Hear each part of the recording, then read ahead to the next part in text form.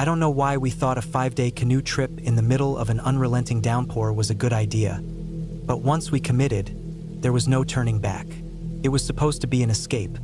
Just me, my brother, my best friend, and his wife. 4 of us, off the grid, deep into the heart of a sprawling wilderness.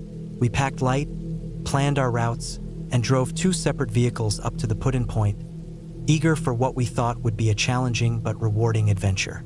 The first day started on a promising note, with only a light drizzle dampening our spirits as we loaded the canoes. The smell of wet pine filled the air, and mist hung low over the lake, making the whole place feel like some prehistoric landscape untouched by time. The first paddle was smooth, almost peaceful, but by mid-afternoon, the rain had strengthened into a steady, soaking downpour. Everything, our clothes, our gear, the inside of the canoes, became saturated. The cold crept in quickly, and no amount of movement could shake the chill. Setting up camp was miserable. We struggled with slippery tarps, trying to rig some semblance of shelter, but the rain was relentless, dripping down the backs of our necks and seeping into our sleeping bags. That night, the sound of raindrops hammering the nylon of our tents was constant, a drumming that filled every second of sleep, or what little of it we managed to get. The firewood was soaked through, making it impossible to get a good fire going. We choked down half-cooked meals, swallowing more water than food, and by the time we crawled into our tents, I was convinced the next 4 days would be hell. It didn't get any better. The rain barely let up, leaving us damp and miserable. Every movement became an effort, every minute a battle to stay warm. The lakes, which should have been inviting stretches of calm, became gray and lifeless, sucking the energy from us as we paddled through the choppy waters. The worst part was the humidity. It made every damp article of clothing cling to our skin, turning the simplest of tasks into a grueling endeavor. By the time we hit the longest portage on day 3, 2 kilometers of hauling everything we had across a flooded, mosquito-ridden stretch of land, the rain had, of course, stopped.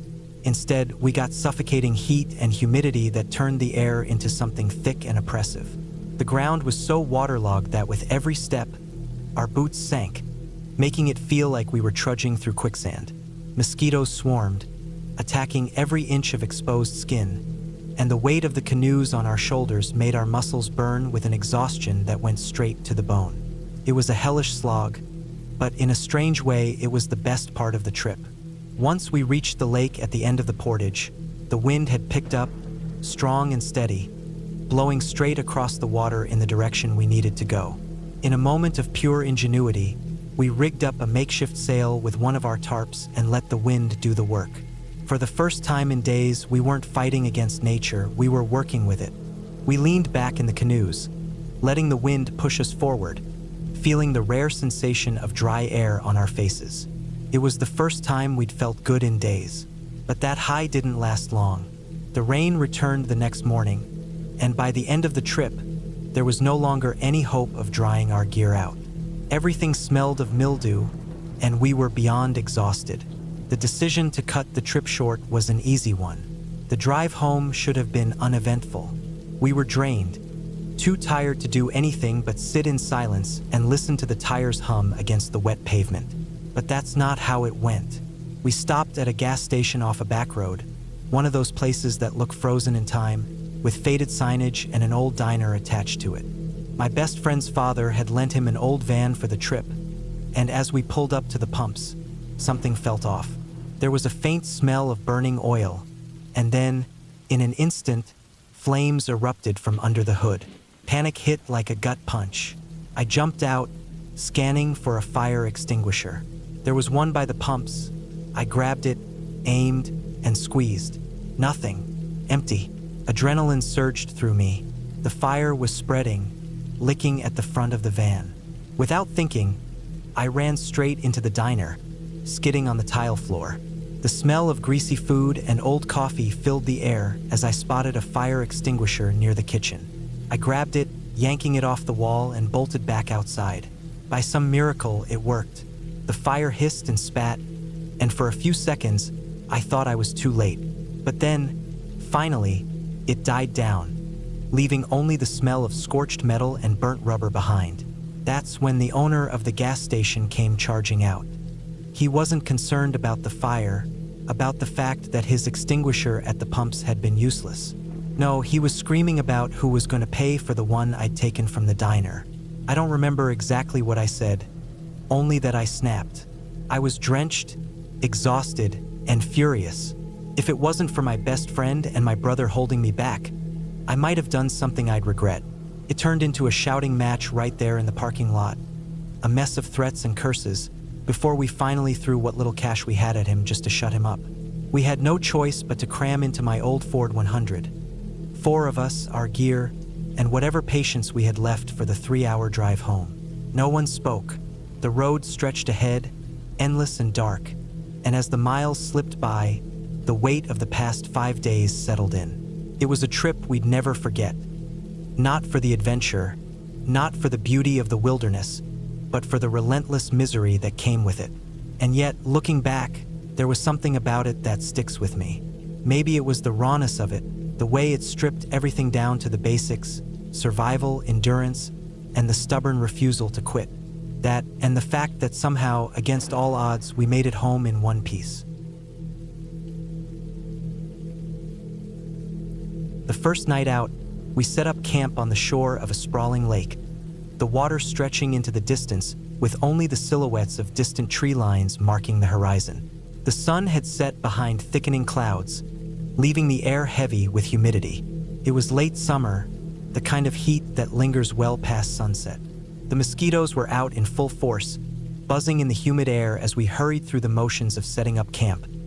Tents staked, a tarp rigged for shelter, gear tucked away. Thunder rumbled somewhere far off, a low growl barely audible over the lapping of waves against the shoreline. The forecast had mentioned scattered storms, but we were deep in the backcountry now, far from reliable weather reports. We'd been lucky so far, paddling most of the day under a bright sky, but now the air felt thick, charged with something more than just heat. The wind picked up first, little gusts shaking the tops of the pines, sending ripples across the water. It wasn't long before the first drops hit, fat, heavy, warm against the skin. Someone called out to tighten the guy lines on the tarp, and we all moved quickly, cinching knots and bracing ourselves for what was clearly going to be more than just a passing drizzle. Then the storm arrived in full. The sky cracked open with blinding flashes of lightning, the thunder so immediate and violent that it rattled the ground beneath our feet. The wind tore through the campsite in wild, erratic gusts, pulling at the edges of the tarp with fingers of sudden, violent force. Rain came in sideways, slamming into us as we scrambled to keep our fragile shelter intact. The wind howled through the trees, drowning out everything else. A sharp snap rang out. One of the ropes gave way and half the tarp collapsed, whipping and snapping in the storm. We fought to hold it together, gripping the flapping nylon with raw hands, but the wind was relentless. It ripped through us, stealing breath, turning the rain into a stinging barrage against our skin. It was chaos. Gear scattering, water pooling beneath our feet, the fire extinguished in an instant. We were soaked to the bone, holding on to whatever we could, desperate to maintain even a sliver of dry space under the tarp. And then the microburst hit. There was no warning, just an explosion of wind so strong it felt like the entire world had been shoved sideways. Trees bent in ways they shouldn't. The rain came down in sheets so thick they blurred everything beyond a few feet. A deafening crack split the night, an unmistakable sound, deep and final. A tree had fallen, and it had taken out a tent. For a moment, no one moved. The wind still howled, the rain still pounded down, but everything else was frozen in that one instant of realization. There had been someone in that tent. I forced my legs to move, staggering toward the downed tree, heart hammering so hard it made my vision pulse. The rain had turned the ground to muck, and I nearly slipped as I reached the tangled mess of nylon and branches. A frantic head count confirmed it. One of us was still inside. The tree wasn't enormous, maybe 8 inches thick, but it was enough to crush half the tent, pinning it beneath its weight.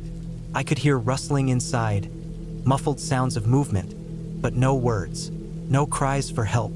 My hands went for the knife at my belt, mind racing through options, my pulse screaming at me to do something now. Then someone shouted, "Try pulling it." The thought hadn't even occurred to me.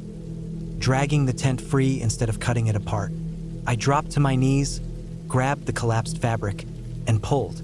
Another pair of hands joined mine, then another. The rain blurred everything, stung my eyes, but I could feel the weight shifting, could hear the wet slap of branches as they tumbled away. Then suddenly the tent was free. I ripped open the door. He was inside, curled up, shock written all over his face. But he was alive, not a scratch on him, just drenched, wide-eyed, and frozen in place. We pulled him out, got him to his feet. He moved like a sleepwalker, barely reacting, shivering despite the heat. Someone threw an arm around his shoulders, guiding him toward the driest tent we had left standing. Dry clothes, a sleeping bag, anything to warm him up. The rest of us huddled under the mangled remains of the tarp, standing on the benches of a picnic table to keep out of the rising water beneath us. An hour passed before the storm let up. The worst of it rolled off, leaving only the occasional rumble of thunder in the distance. The wind calmed, the rain lightened. We stood there, drenched, still half in shock, our campsite a mess of broken branches and scattered gear. But we were all still here. The fire took some work to bring back. Everything was soaked, but determination won out. Slowly, the flames licked higher, warm light pushing back the shadows.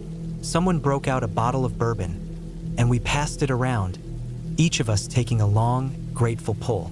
The man who had been trapped in the tent took his turn, then picked up the tongs and started flipping steaks like nothing had happened.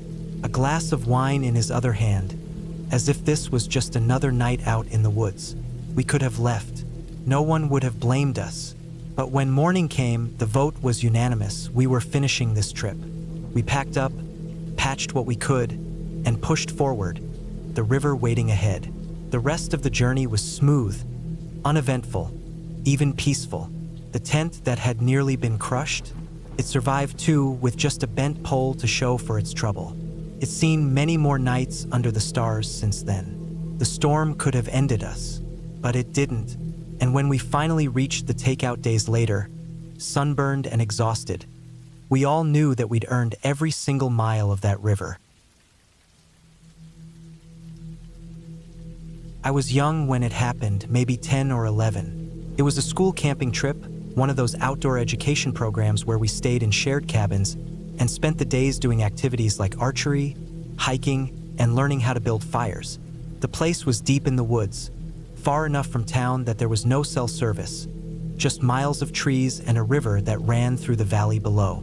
It was the kind of place meant to give kids an adventure, something different from the normal routine of school and home life. I don't remember the exact details of how it started, but I know we were just kids messing around. Our cabin had 6 beds, 5 of them taken. The 6th was empty, a lower bunk pushed against the farthest wall. The first night, after all the scheduled activities were done, we were hyped up on the excitement of being away from home, whispering in the dark and daring each other to do stupid things. Someone suggested we should try talking to ghosts. It was just a joke, something kids do to entertain themselves. We said random things, asked dumb questions to an empty room, laughed at each other's ridiculous reactions. At some point, we all fell asleep. The next morning, as we were getting ready for breakfast, one of my cabin mates froze. He was staring at the empty bed. The sheets were still neat. No one had slept there. But in the middle of the mattress, the blanket had a shallow depression, a shape like someone had been lying there during the night. We tried to come up with an explanation. Maybe someone sat on it while we were joking around. Maybe it was just the way the fabric settled. No one wanted to admit that it unsettled us, but we all looked at each other and knew we were thinking the same thing. That night, things got worse. We decided to joke around again, but this time it felt different. I was lying in my bunk, half covered by my sleeping bag, when my friend bolted for the bathroom. He locked the door behind him. At first, we thought he was just messing around, but then he started yelling. It was panicked, real fear. He said something had touched his thigh. He was pounding on the door from the inside, and we ran to open it, but the lock fell right out of the handle onto the floor. The door handle almost came off when we twisted it. When we finally got the door open, he was pale, shaking, and pointing at the mirror. There was a smudge on the glass, but it wasn't random. It was small, like a child's handprint, low on the surface. We were all around the same age, 10 or 11, but it didn't match any of our hands. It was smaller than any of ours would have been. The shower curtain was shifting, moving slightly as if someone had just brushed past it. None of us slept well that night. Two of us, me included, started feeling sick. Not just a little discomfort, but waves of nausea, headaches, and feverish heat while the rest of the room was cold. It felt like the air had weight, thick and stifling, while outside the wind rattled the window panes. The next morning, I convinced myself it was just a coincidence. We were kids, alone in a new place, our minds playing tricks on us. I tried to focus on the activities, archery, hiking, campfire building, but something kept gnawing at me. During one of the activities, I glanced up at our cabin. The curtain moved, not in the way fabric shifts from a breeze, but a distinct motion, like someone had brushed it aside to peek out. Everyone was outside. The cabins were locked when we weren't in them. No one was supposed to be inside. At lunch, I told my friend, the one who had been locked in the bathroom. We grabbed two others and snuck back to our cabin while everyone else was busy. The moment we opened the door, we saw them. The depressions in the beds. All of them, not just the empty one, but every single mattress had the same shape imprinted on it. Like someone had lain down on each one, perfectly still. The air smelled different too, stale, damp, like the inside of a closed-off room that hadn't been used in years. Then we heard it, a noise, distant at first, like a whisper of wind moving through the trees. It grew, rising into something sharper. A sharp, sudden scream came from inside the cabin. None of us stuck around to find out what it was. We ran. No one noticed we had been gone. That night was the last one of the trip. We packed our things, had our final campfire, and sat in a wide circle, listening to the camp staff tell stories. The owner of the property told us a local legend, something about people drowning in the river years ago. He gestured toward the water in the distance, where the moonlight shimmered against the current. I wasn't really paying attention to the story. I was looking at the river, at the figure standing near the bank, barely visible through the trees, watching us. We left the next morning. I never told my teachers what happened. No one did. We all just left, got on the bus, and went home like nothing had ever happened. But I never went camping again. It had been 3 years since my father passed, and in that time, I made it a tradition to visit his ashes. My father wasn't a sentimental man, but before he died, he made it clear that he wanted to be cremated and his remains kept on our family's old property, an isolated patch of land nestled deep in the hills of Kentucky. It was a place where he and I had spent countless hours together, hunting, fishing, and just being outdoors. The land had no running water, no electricity, just an old hunting cabin that had seen better days. But it was his place, and by extension, it was mine. The trip had never given me any unease before. I'm not the kind of person who gets scared easily. I'm big, strong, the kind of guy who lifts heavy and doesn't think twice about being out in the wilderness alone. I had my rifle, my knife, and my truck parked close by. There was nothing out here that could touch me, or so I thought. I arrived at the cabin late in the afternoon. The place was just as I had left it. The wooden walls weathered from decades of exposure, the roof patched with whatever materials we could scavenge over the years. The fire pit out front still had the remnants of charred wood from my last visit. And in the center of it all, sitting on a large, flat stone near the pit, was my dad's urn. I walked up to it, placed my hand on the cool metal, and just stood there for a moment. "Hey, Dad," I muttered. "Hope you're still watching over this place." The air felt heavy, thicker than usual. The woods, usually alive with the sound of birds and rustling leaves, were dead silent. I tried to brush it off. Maybe I was just tired from the drive. I went about my usual routine, collecting firewood, setting up my small cot inside the cabin, and making sure my rifle was within arm's reach. As the sun dipped below the trees, I lit the fire and sat beside it, watching the flames dance.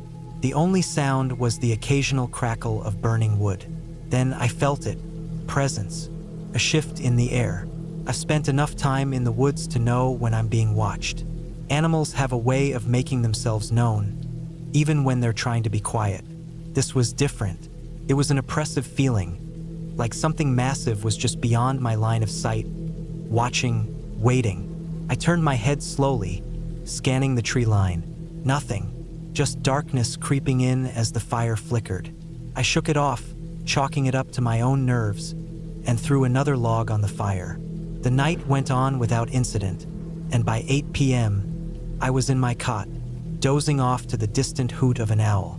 My plan was to get some rest, wake up early, and be on my way by midday. But that wasn't what happened. A tapping noise woke me up. It was subtle at first, barely enough to stir me. But then it grew more deliberate. A soft, rhythmic tapping on the window of the cabin's door. My first thought was an animal, maybe a raccoon or a fox drawn to the scent of my packed food. But when I cracked my eyes open and glanced toward the door, I saw something that made my stomach drop. Through the fogged-up window pane, there was a shape, a familiar one, my dad's urn. It was outside, positioned perfectly in the center of the small window. It had been by the fire when I fell asleep.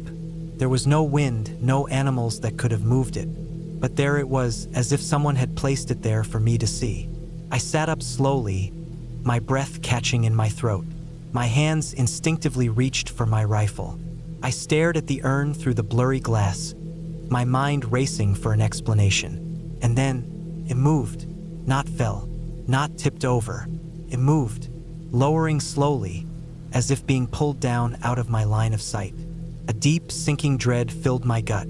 I wasn't alone. I grabbed my flashlight, clicked it on, and stepped toward the door.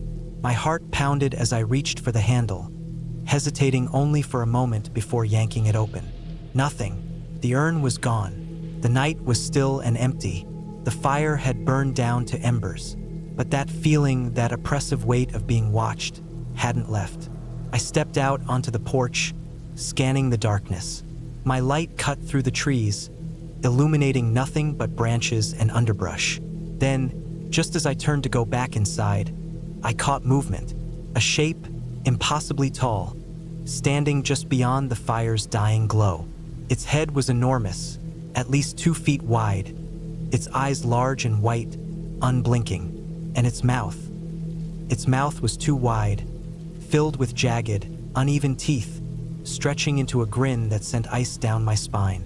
Its body was veined, muscular, something that should not exist, something that had no business being out here. Took a step forward. I didn't hesitate. I backed into the cabin, slammed the door shut, and locked it. My hands were shaking, my breath coming in ragged gasps. I grabbed my rifle, pressing my back against the wall, trying to convince myself that I hadn't just seen what I saw. Then came the voice. "Son." It wasn't possible. It wasn't real.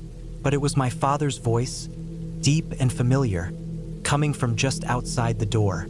"Son, let me in." No, this was a trick. This was something else. My father was dead. His ashes were in that urn. Whatever was out there wasn't him. The tapping returned, gentle at first, then more insistent. A slow, deliberate pattern. It went on for hours.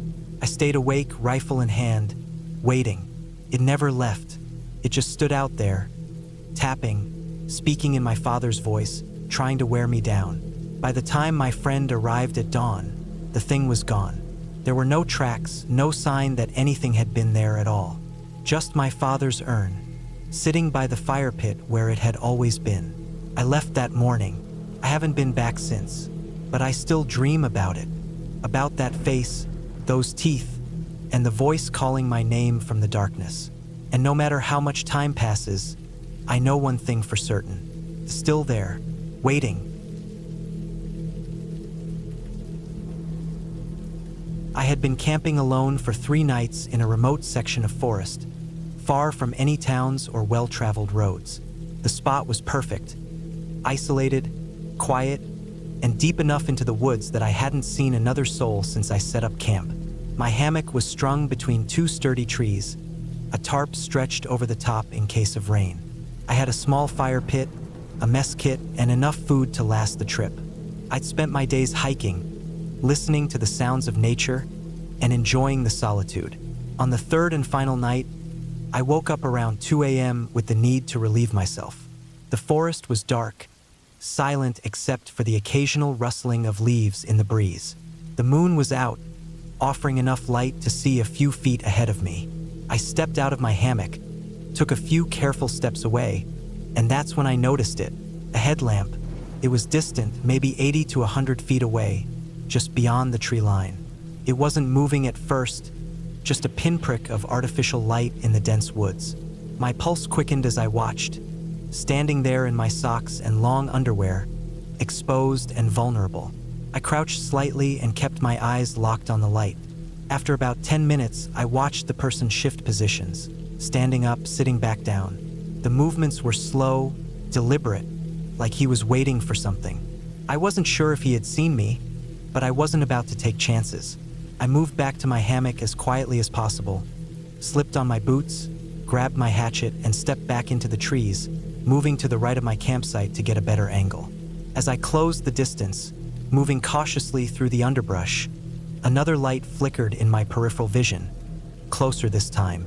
Another person. This one was about 40 feet away, his headlamp sweeping the ground in slow arcs.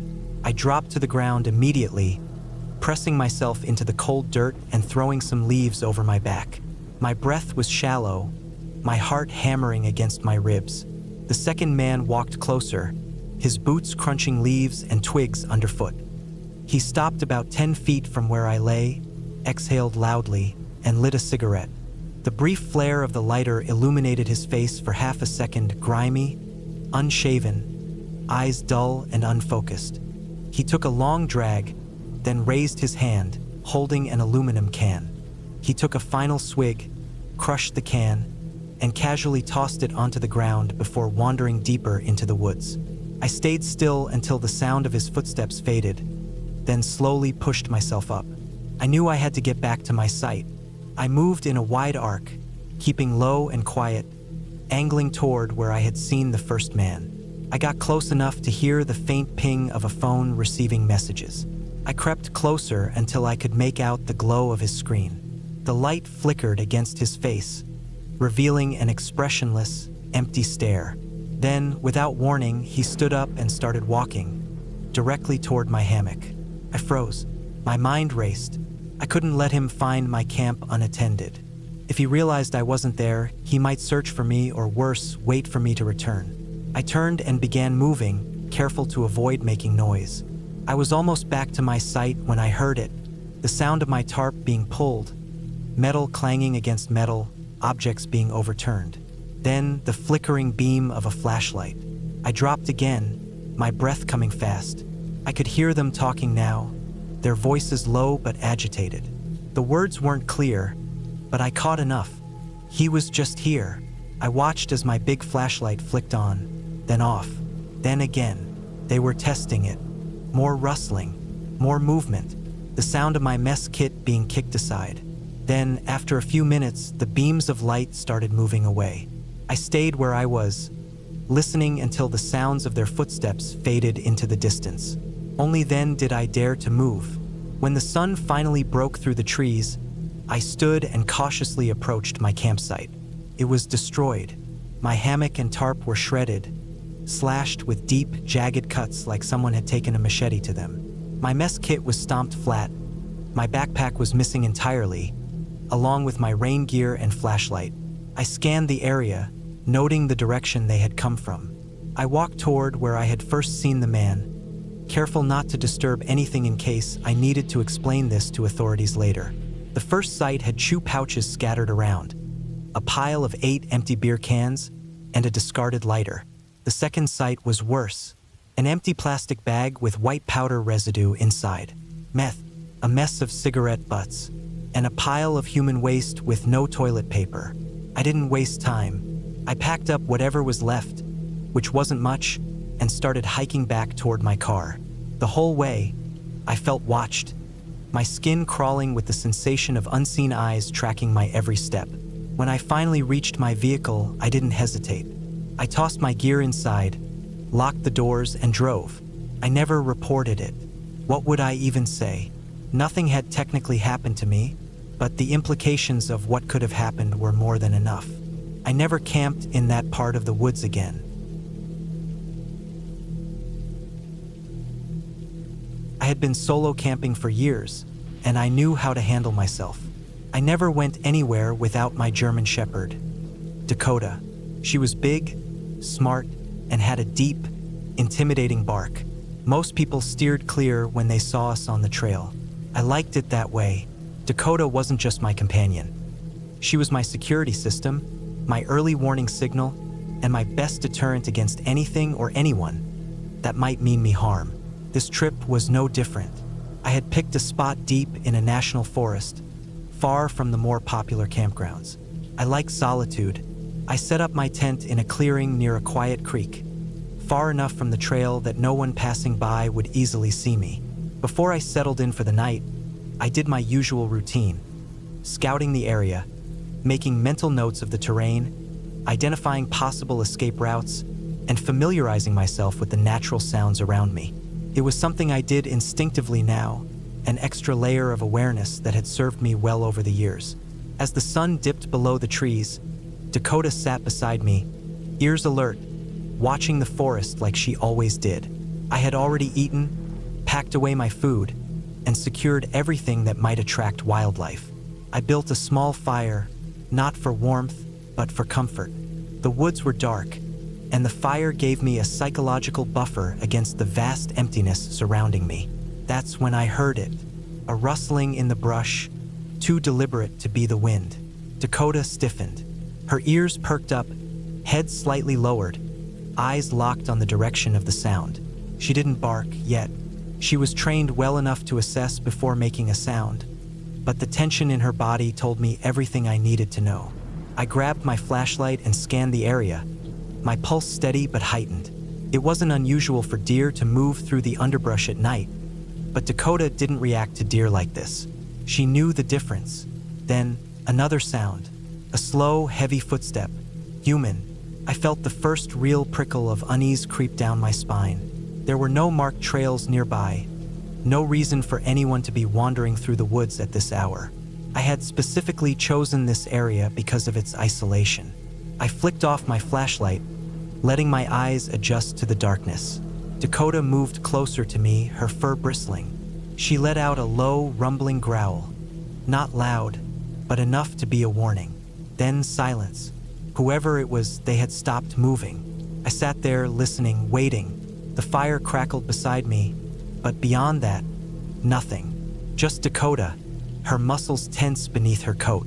I adjusted my position so my back was against my car. I had parked it strategically, with the trunk facing the area that made me most uneasy. An old habit I had picked up: always give yourself a clear escape route. My keys were in my pocket.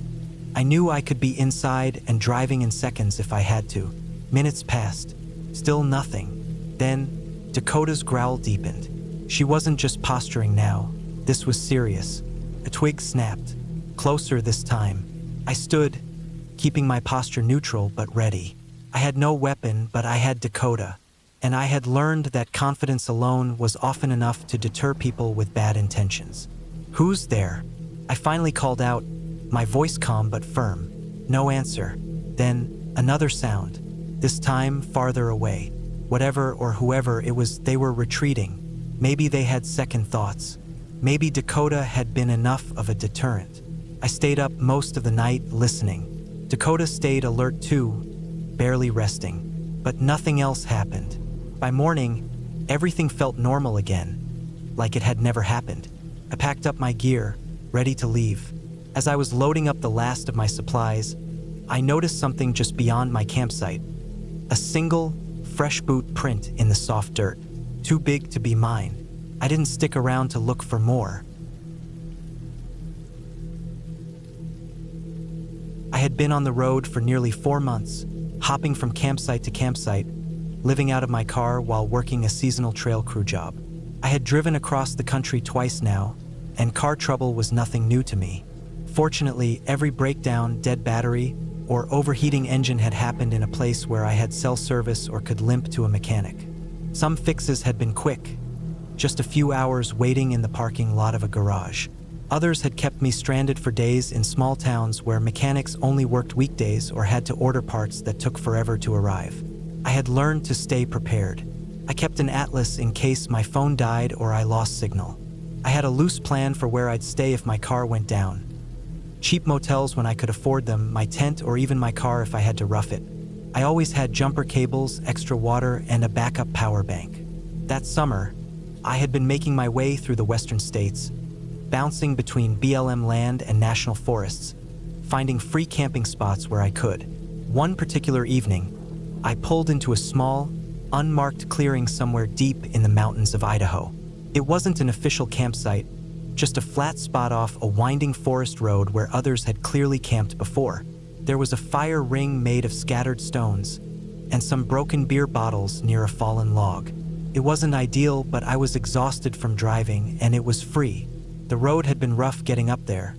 One of those winding dirt tracks full of potholes that made my old car rattle like it was shaking apart.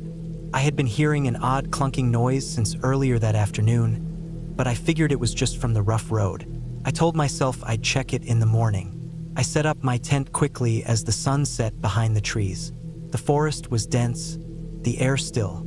I had camped alone plenty of times before, but something about that night felt different. I chalked it up to exhaustion, cooked a quick meal on my small stove, and settled in for the night. At some point, I woke up. Something had pulled me from sleep. A sound.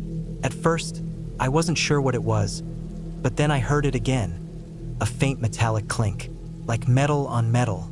I held my breath, listening. The sound came again, closer this time. It was coming from my car. I unzipped the tent just enough to peek out. My car was parked about 20 feet away, barely visible in the dark. The trees loomed overhead, black shapes against a sky scattered with stars. Then I saw movement, a shadow shifting near the driver's side door, a shape hunched low, moving with careful slowness. My stomach clenched. My first thought was that someone was trying to break in, but something about the way they moved made my skin crawl. Deliberate, precise. I reached for my keys, fingers fumbling, heart pounding so loud I thought whoever was out there might hear it. I gripped them tight, thumb hovering over the panic button. The figure straightened slightly, stepping away from my car. I could see them more clearly now, tall, thin, their face obscured by the darkness. They turned their heads slightly as if listening. Then, just as suddenly as they had appeared, they melted back into the trees. Gone. I stayed frozen in place, my breath shallow. Minutes passed.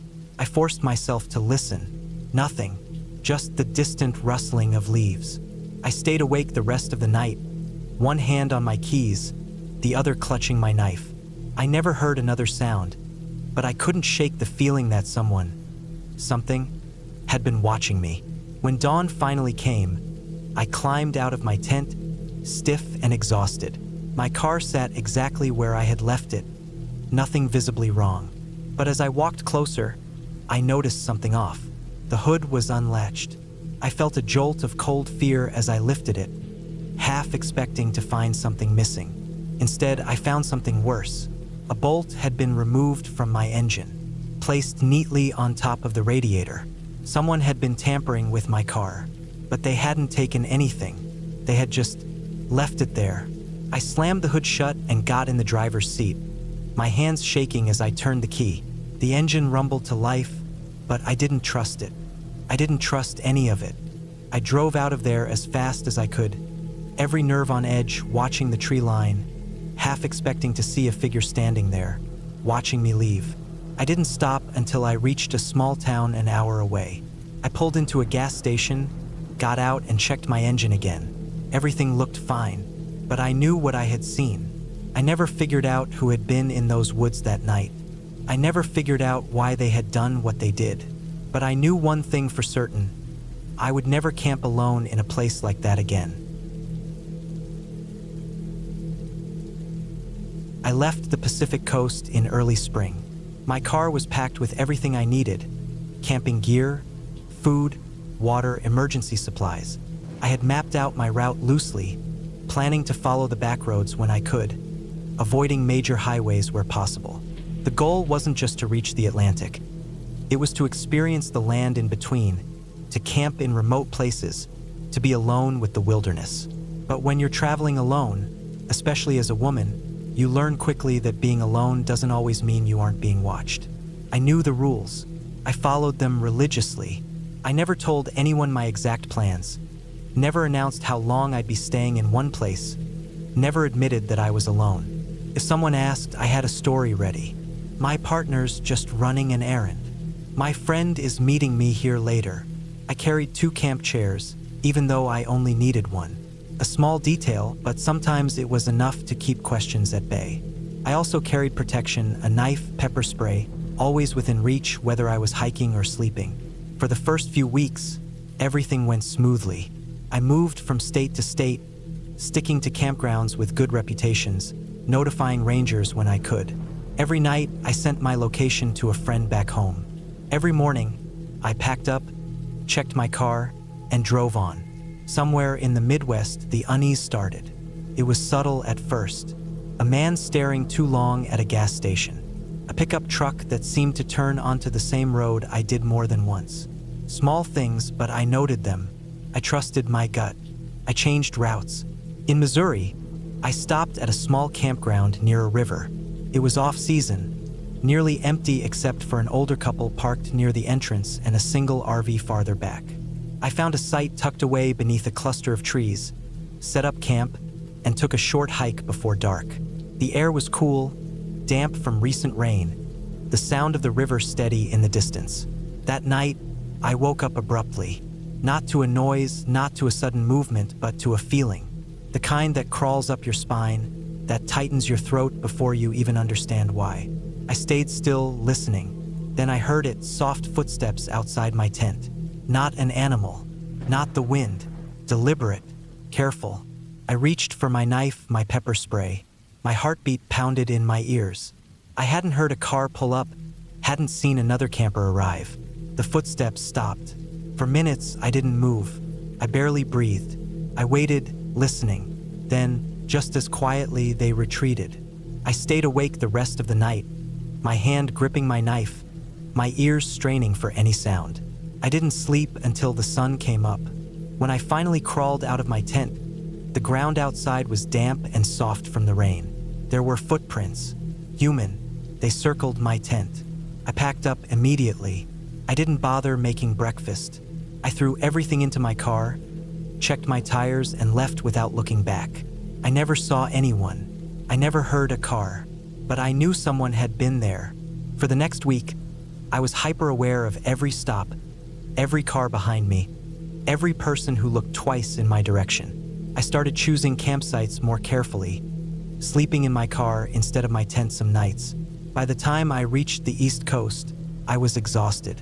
The ocean was beautiful, the air crisp with salt, but I couldn't shake the feeling I had picked up something along the way. Not something physical, something else. A shadow, presence. I never saw who had been outside my tent that night. I don't know if they had been following me before then, or if it was just bad luck.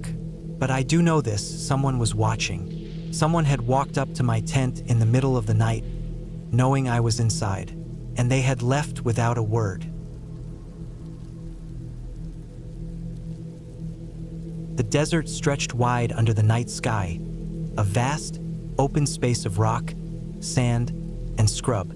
The air held a dry chill, the kind that settled into your bones once the sun dipped below the horizon. We had set up camp earlier that evening, our tents clustered around the designated fire ring, except for Matt and me. We thought it would be cooler, more independent, to set up about 100 feet away from the rest of the troop.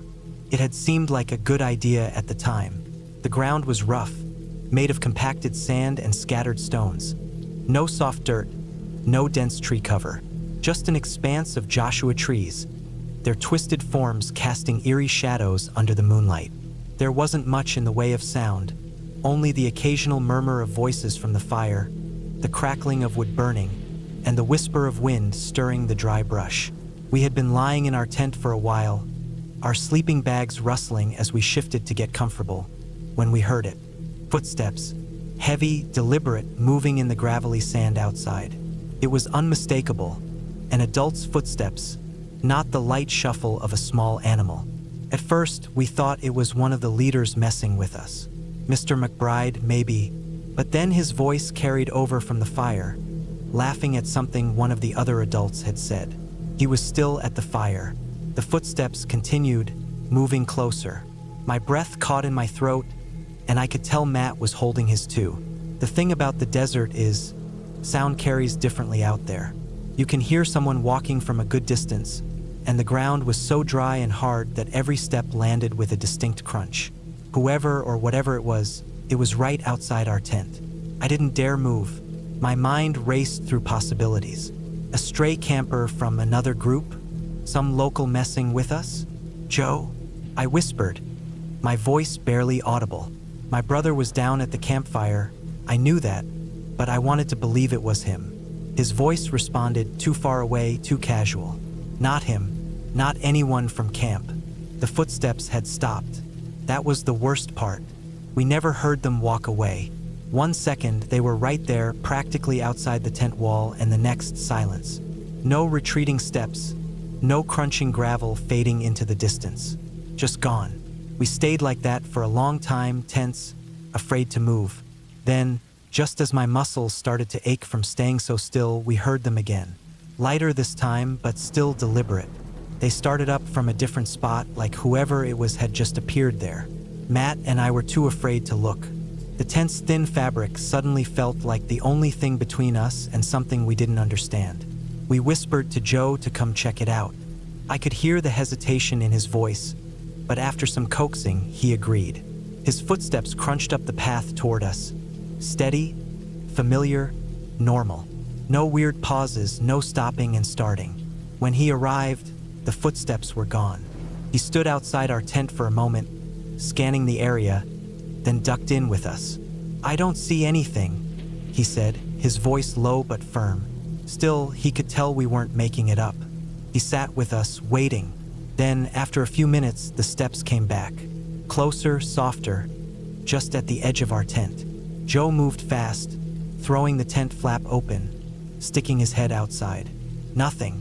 The moon was bright enough that we should have seen something. A shadow, a figure, any sign of movement. But the space was empty, just rocks and sand. He repeated this a few more times, waiting until the steps got close before jumping outside to catch whoever it was. Each time, nothing. It made no sense. There was nowhere to hide. The Joshua trees were too far, their branches too sparse to provide real cover. The desert floor was open, exposed. If someone had been walking, we would have seen them. After half an hour, Joe shook his head and left, mumbling something about an animal. But Matt and I weren't convinced. The first set of footsteps had been heavier, unmistakably human. These were lighter, different. Whatever had been out there earlier never came back. We lay awake for a long time, listening to the occasional soft steps circling our tent, but they never got as close again. Eventually, exhaustion won, and we drifted off into uneasy sleep. The next morning, we searched for tracks. The ground was hard-packed, but there should have been something. We found our own prints, Joe's, but nothing else. Nothing that explained the footsteps from the night before. We asked around, trying to catch someone in a lie, but no one admitted to it. No one even had reason to sneak out that far from camp. The kids who had already been asleep weren't big enough to make those first, heavy footsteps. The adults had all stayed near the fire. The idea that someone from outside the troop had wandered into our camp in the middle of the night seemed unlikely. We were miles from the nearest road. We never figured out what it was.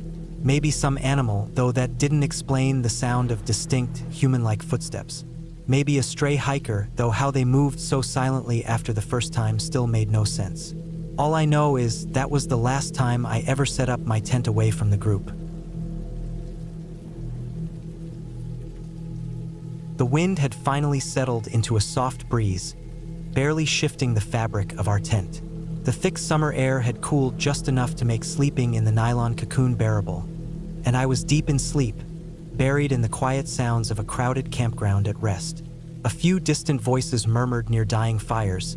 The occasional metallic clank of someone adjusting a cooking grate echoed through the trees. But for the most part, the world outside had gone still. Then, in the dead middle of the night, I woke up to my girlfriend pressed against me, stiff as a board, her face practically in my neck. My mind was slow, still tangled in sleep, but before I could even ask what was wrong, I heard it. Something was snorting and sniffing just outside the tent. My mind scrambled for an explanation. A raccoon, probably, maybe a possum. It wasn't uncommon for scavengers to patrol campgrounds at night, looking for food left behind by careless campers. I felt my body relax slightly, ready to dismiss the noise and drift back into sleep. Then a shadow moved. The side of the tent bowed inward slightly, something pressing against it. My breath hitched. That wasn't normal. A raccoon wouldn't be tall enough to reach the side of the tent at that angle.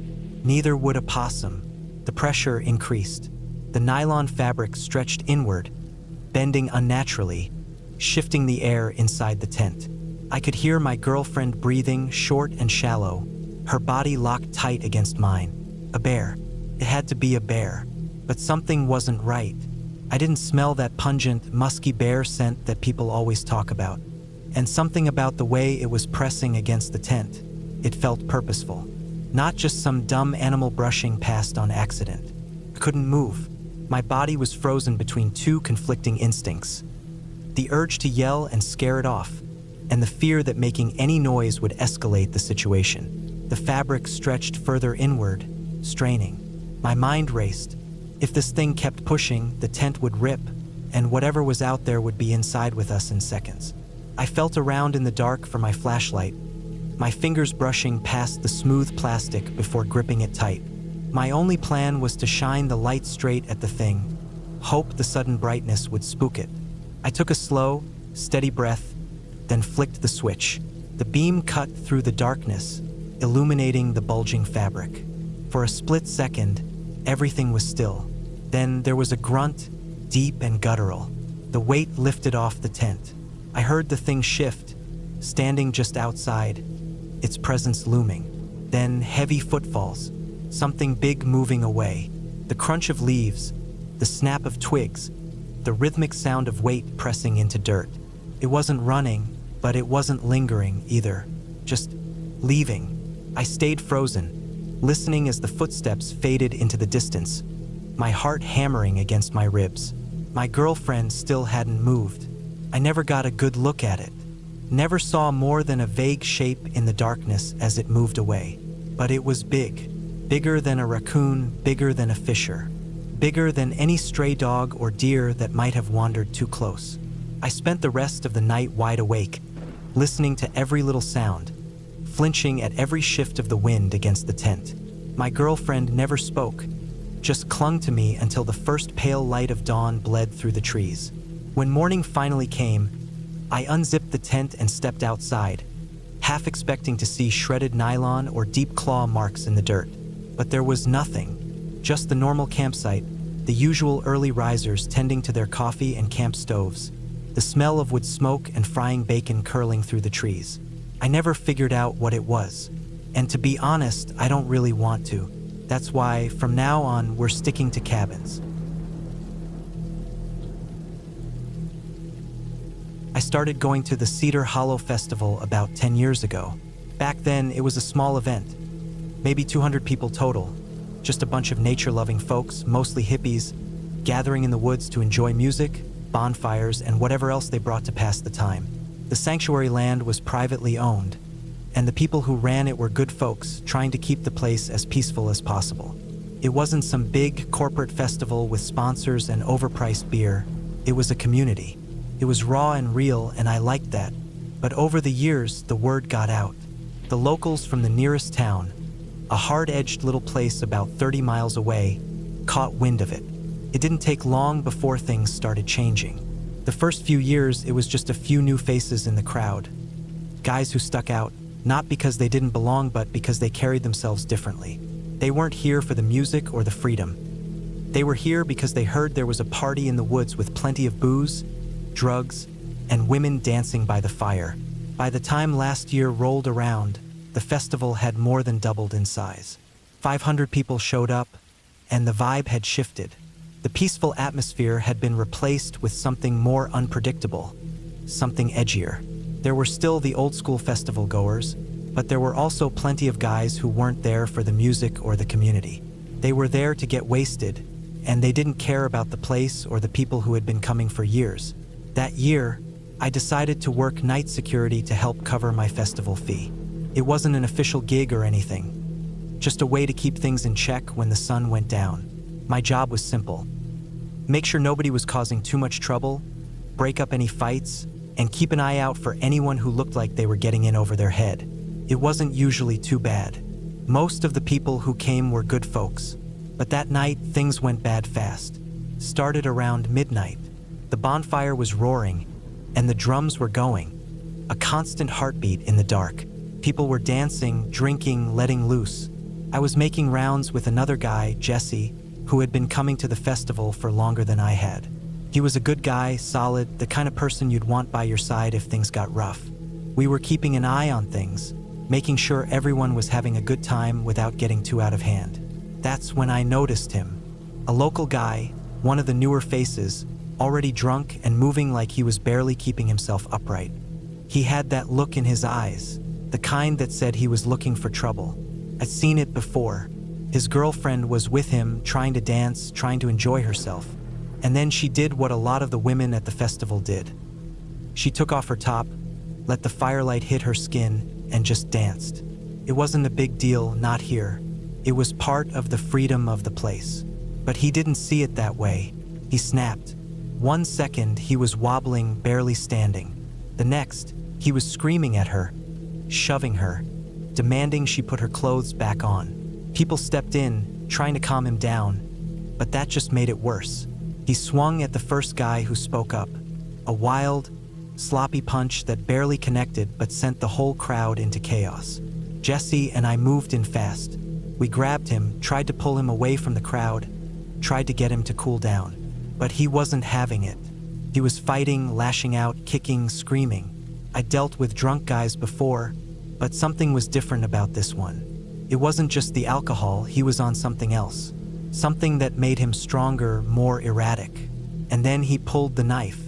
It was small, just a pocket knife, but it didn't matter. The moment the blade came out, everything changed. He swung it wild, and before I could react, Jesse took the hit. A deep gash across his arm. He staggered back, clutching it, blood pouring down his forearm. People screamed. Someone ran for help. But we were deep in the woods, and there was no help coming anytime soon. I didn't think. I just reacted. I grabbed the guy from behind, locked him in a full Nelson, pinning his arms. He thrashed like a wild animal trying to break free, but I wasn't letting go. Not with that knife still in his hand. Minutes passed, but it felt like hours.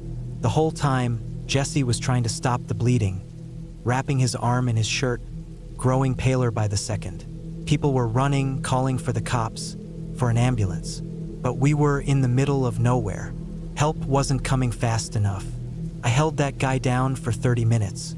30 minutes of struggling, thrashing, cursing, spitting. 30 minutes of feeling his muscles strain against mine, of feeling his sweat drip onto my arms as he tried everything to break free. I wasn't sure how much longer I could hold him, but I didn't have a choice. Finally, the cops showed up, rolling in with flashing lights that cut through the darkness. They took over, wrestling him into cuffs, dragging him away. The ambulance came for Jesse, got him patched up enough to get him to a hospital. He made it, but just barely. After that night, I knew I was done. Cedar Hollow wasn't the same place anymore. It had been changing for years, but that night sealed it. It wasn't about peace, music, or community anymore. It was just another party that had grown too big, too messy. I haven't been back since, and I don't think I ever will. The wind had picked up by the time we set up camp again. The sky had been clear that morning, but now thick clouds gathered over the Pacific, a gray wall swallowing the horizon. The girls were tired, but they did as they were told, tightening guy lines, securing the tarps, and setting up their sleeping bags. I moved through the camp, double-checking everything, listening to the wind howl through the trees. We had seen the cougar just hours ago, running erratically along the beach in broad daylight, moving in a way that set every instinct I had on edge. A full-grown cougar doesn't normally do that, certainly not in the middle of the day, and not out in the open where it could be so easily spotted. We had debated pressing forward, trying to skirt around the cat along the tidal shelf, but it wasn't worth the risk. Even with a group this large, something about its behavior made my gut tighten. We had turned back, called for a float plane pickup, and settled in for another night in the forest. But we weren't alone. That much was clear. After checking that the girls were settled and accounted for, I made my way to the tree line. The forest was dense, a tangled mix of old growth and underbrush, damp from the lingering mist that clung to everything along the coast. The ocean roared behind me, crashing against the rocks, but I strained my ears for something else, something quieter. Silence, then a snap. Something moved in the trees, something big. I held my breath, my body going completely still. I knew better than to react too quickly. If it was the cougar, sudden movement could trigger a chase response. But nothing came lunging from the underbrush. Instead, I heard slow, deliberate steps retreating further into the forest. I didn't sleep that night. I lay in my tent, listening, waiting. The wind made it impossible to pick out individual sounds, but I felt it. Something watching, something circling. I clutched the bear spray tight in my hand, my fingers cramping from the grip, but I didn't let go. Morning came, gray and wet. The wind hadn't died down, which meant our pickup was still uncertain. The float plane needed specific tide conditions and calmer weather to land safely, and so far, neither of those were guaranteed. I forced myself to eat something, to drink water, to keep moving. I needed to be alert. Before we left camp to return to the beach for the pickup, I did a final sweep, making sure nothing was left behind. That's when I saw them, tracks fresh. The cougar had been here, not just nearby, right up against our camp, less than 100 feet from where we had been sleeping. I crouched down, examining the imprints in the damp earth. They weren't distorted or softened by rain. These were new, made sometime in the early morning before the wind picked up enough to erase them. I straightened up and scanned the tree line. The feeling of being watched returned in full force, prickling the back of my neck. I turned on my heel and made my way quickly back to the group. We moved fast, sticking close together. No one spoke, but the tension was thick enough to feel. When the float plane finally came into view, skimming low over the waves before touching down in the narrow window of safe tide, relief flooded through me. We loaded up as fast as we could, the pilot sensing our urgency. As we lifted off, I glanced down at the beach where we had seen the cougar the day before. A helicopter had landed there, and I spotted movement, park rangers and dogs tracking something through the sand and into the trees. I never found out what happened to that cougar. Maybe they drove it deeper into the forest, or maybe they had to put it down. But something wasn't right with it, and we had been in its path. Too close, too vulnerable.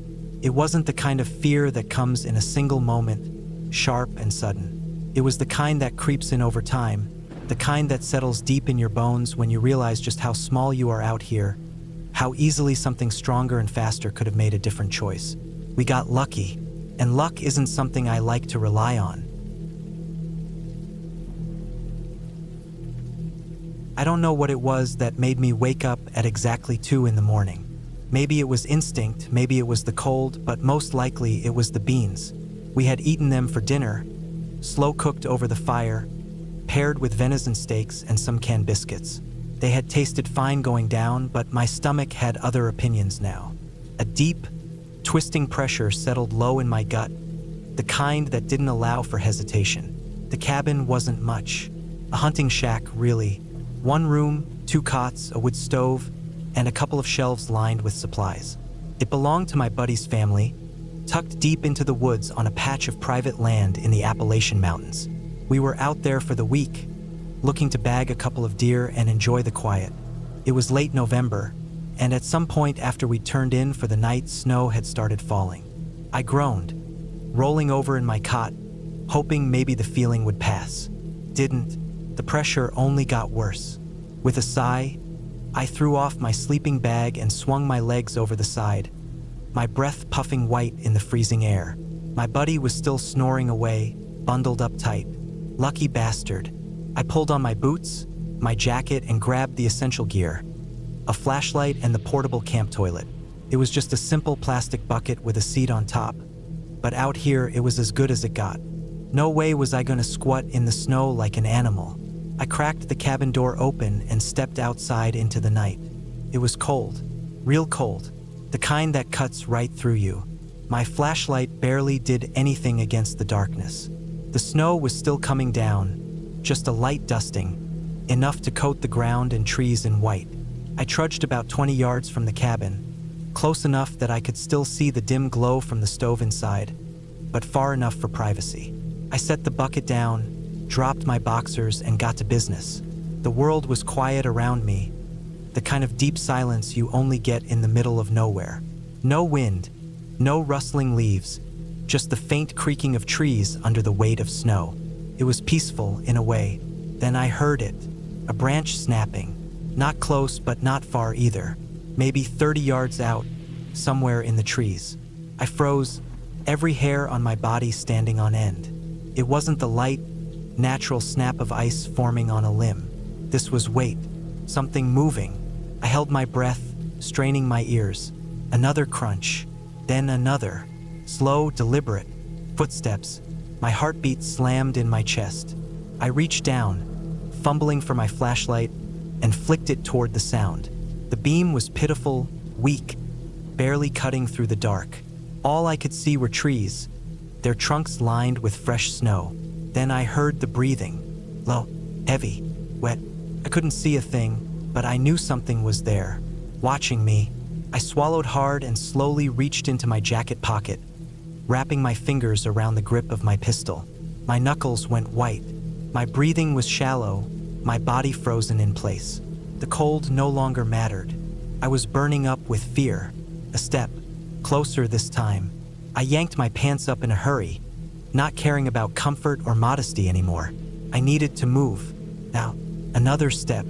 My flashlight jittered in my shaking hand as I spun, trying to pinpoint the source of the sound. The darkness was impenetrable, my light bouncing uselessly off the trees. But I knew it was there. I could feel it, a presence looming, massive. I didn't fire.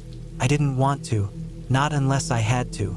But I kept my gun ready as I backed away, step by step, my breath coming in sharp gasps. Then, nothing. The footsteps stopped.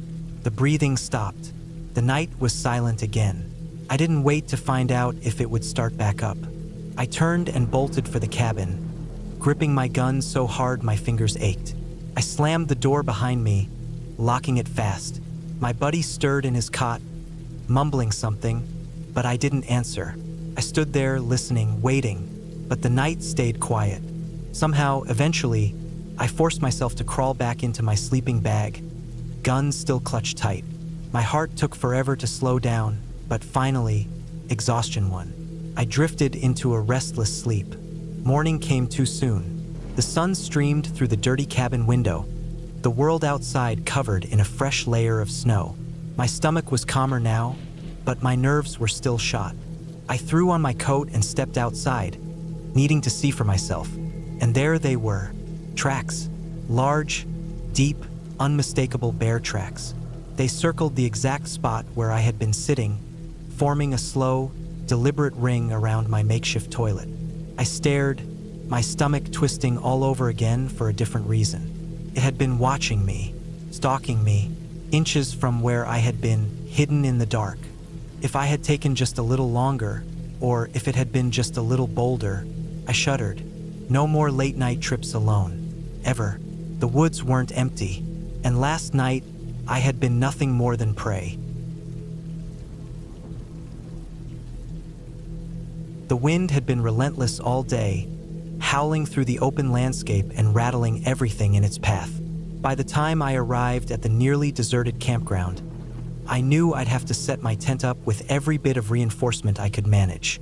Normally, I wouldn't bother with every guy line, but something about the way the gusts ripped through the air told me it would be a mistake to leave anything loose. This particular campground, meant to accommodate around 30 sites, was completely empty except for me. It was midweek, early in the season, and I had the place to myself. A part of me relished the solitude. There was a certain peace that came with being alone in nature, but there was also a tension to it, something primal, the kind of feeling that made you keep looking over your shoulder even when you knew you were alone. I took my time setting up camp, double-checking every stake and guy wire. The wind whipped through the valley, flattening the tall grass in waves, and the low, rolling hills stretched out endlessly under a sky that was quickly deepening into twilight. The air smelled of dust and distant rain, though no storm had been forecasted. After my tent was as secure as I could make it, I ate a quick meal by the light of my lantern and crawled into my sleeping bag. The wind pressed against the fabric of my tent like an invisible hand, causing it to bow inward before snapping back. It was going to be a long, noisy night. I closed my eyes, willing myself to sleep despite the racket outside.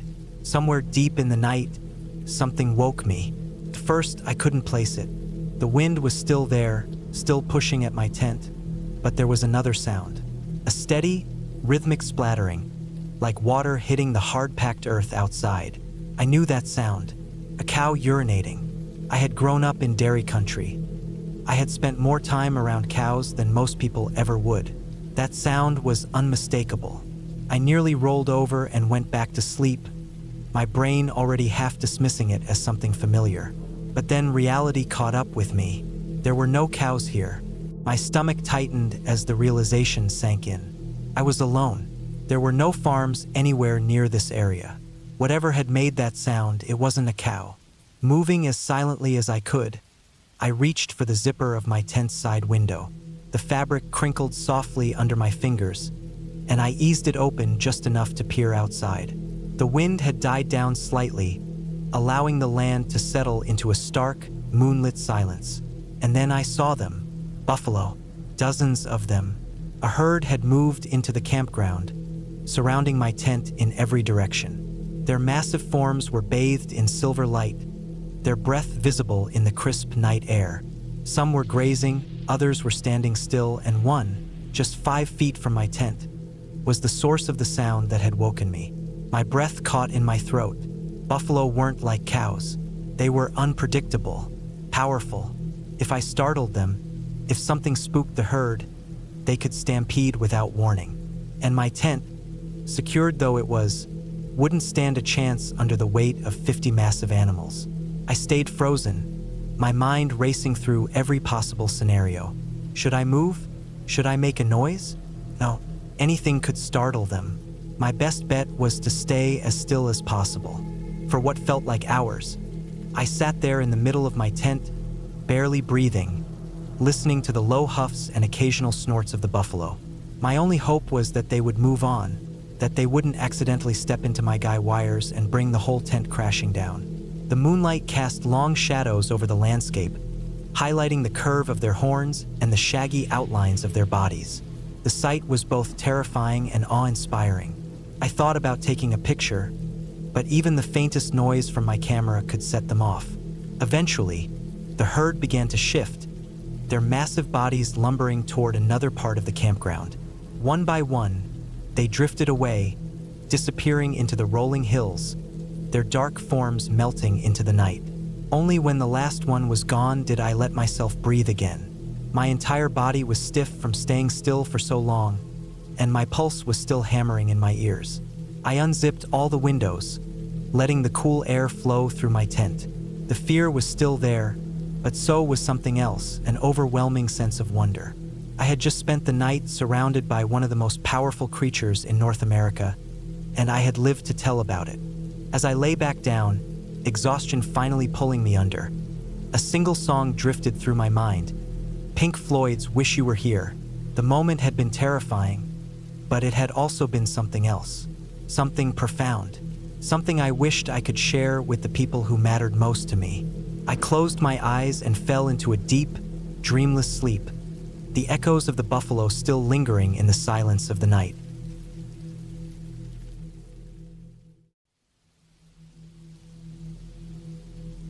The snow had already started falling by the time I reached the cabin. I'd been hiking for most of the afternoon, pushing through the uneven terrain, the weight of my pack settling into my shoulders.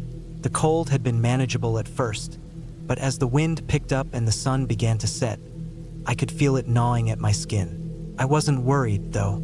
I knew the cabin was here, an old hunting cabin, isolated deep in the woods. I found it exactly where the map said it would be. The wood was dark with age, the roof sagging slightly in the middle, but it still looked solid enough. I knocked on the door out of habit before pushing it open. The inside was dim, dust swirling in the fading light. Smelled like damp wood and old earth, but it would do. The place wasn't big, one main room with a small alcove for a bed. A rusted-out wood stove sat in the corner, and a crude table with a single chair was against the wall.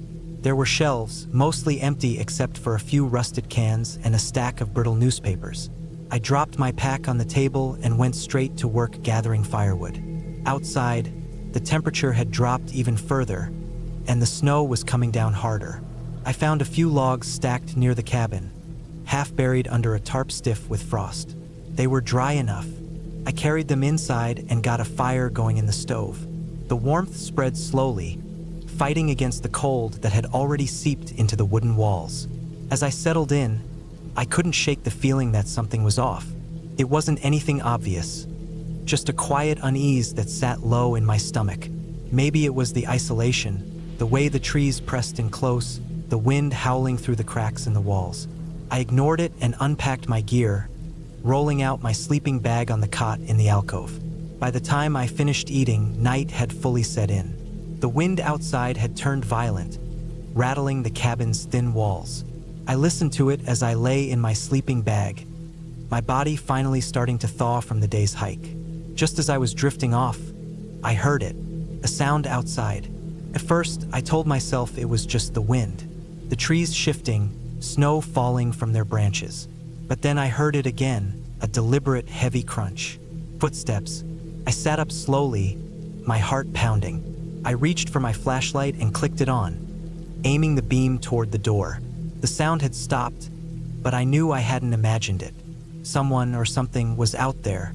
For a long time, I just sat there, staring at the door, listening. Nothing. I told myself it was an animal, maybe a deer moving through the snow. But something about the way it had sounded, slow, steady, too heavy for most animals, kept me on edge. Eventually, I forced myself to lie back down, though I didn't sleep well. Every gust of wind, every creak of the old wood made me flinch. When morning finally came, I was relieved to see the first streaks of gray light through the cracks in the walls. I stepped outside, my boots crunching in the fresh snow. The wind had died down, leaving everything eerily silent. Then I saw them, footprints, leading from the trees straight to my door. They weren't mine. I crouched down, my breath fogging in the cold air. The prints were deep, spaced far apart. Someone had walked right up to the cabin in the middle of the night. But there were no prints leading away. I stood quickly, scanning the tree line. Nothing, just the endless stretch of snow and forest. My skin prickled. Someone had been here. Had they stood outside my door? Listening? Watching? The thought made my stomach twist. I told myself I should leave, but the snow had piled up overnight, making travel difficult. I decided to stay another night. I kept my hatchet close as I gathered more firewood, my eyes constantly flicking to the trees. As the day wore on, I tried to rationalize the footprints. Maybe they had been there before I arrived, half covered by new snowfall. Maybe I had made them myself and forgotten. But deep down, I knew neither was true. That night, I locked the door. Not that it would do much good. A solid push could probably break the old wood. I sat up late, the fire casting flickering shadows against the walls. Every so often, I would turn off my flashlight, listening. The silence was oppressive. Then, just past midnight, I heard it again. Footsteps. This time, they didn't stop at the door. They circled the cabin, slow and deliberate. My grip tightened around the hatchet. The steps moved to the window, stopping just outside. I could feel someone there, just beyond the thin glass. Watching. I didn't move, didn't breathe. I waited, my muscles aching with tension. Then, slowly, the steps moved away, fading into the woods. I didn't sleep. At first light, I packed my gear, throwing everything haphazardly into my pack. I stepped outside, heart hammering. The snow was disturbed all around the cabin. The prints circled it several times before disappearing into the trees. I didn't wait to see where they led. I started hiking, pushing myself through the deep snow, barely stopping to catch my breath. After a few miles, I finally glanced back. The cabin was a dark smudge in the distance, barely visible through the trees. That's when I saw him, a figure standing just at the edge of the woods, half hidden in the shadows. Watching me, I turned and ran. I didn't stop until I reached my truck, throwing myself inside and locking the doors. My hands were shaking as I started the engine. I never went back. I don't know who or what was out there that night, but I do know one thing. I wasn't alone.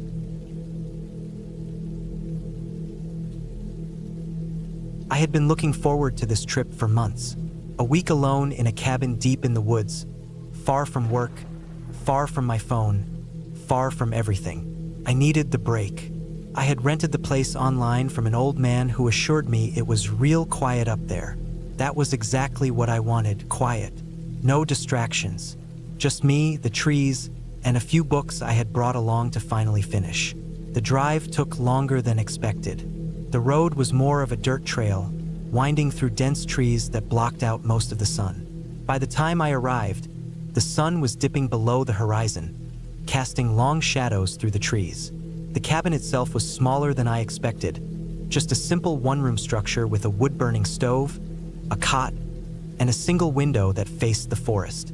The air smelled damp, like old wood and earth, and the inside had that stale, unused smell that told me no one had been here in a long time. The first night was uneventful. I unpacked, started a small fire in the stove, and read until I felt tired. The only sound was the occasional rustle of leaves outside and the distant hoot of an owl. It was peaceful, exactly what I wanted. I woke up in the middle of the night to a sound outside. It wasn't an animal noise, not the scurrying of small feet or the snap of a twig. It was a distinct thump, like something heavy being set down on the wooden porch. I held my breath, straining to listen, but everything was silent again. Maybe something had fallen. I wasn't about to get out of bed to check. I forced myself to close my eyes and go back to sleep. The next morning, I stepped outside and found something that made my stomach tighten. A single boot sat on the porch, old and weathered, covered in dried mud. It hadn't been there when I arrived. I would have noticed something like that. I looked around, scanning the trees for any sign of movement. The woods were still, too still. I grabbed the boot and tossed it into the trees before heading inside, locking the door behind me.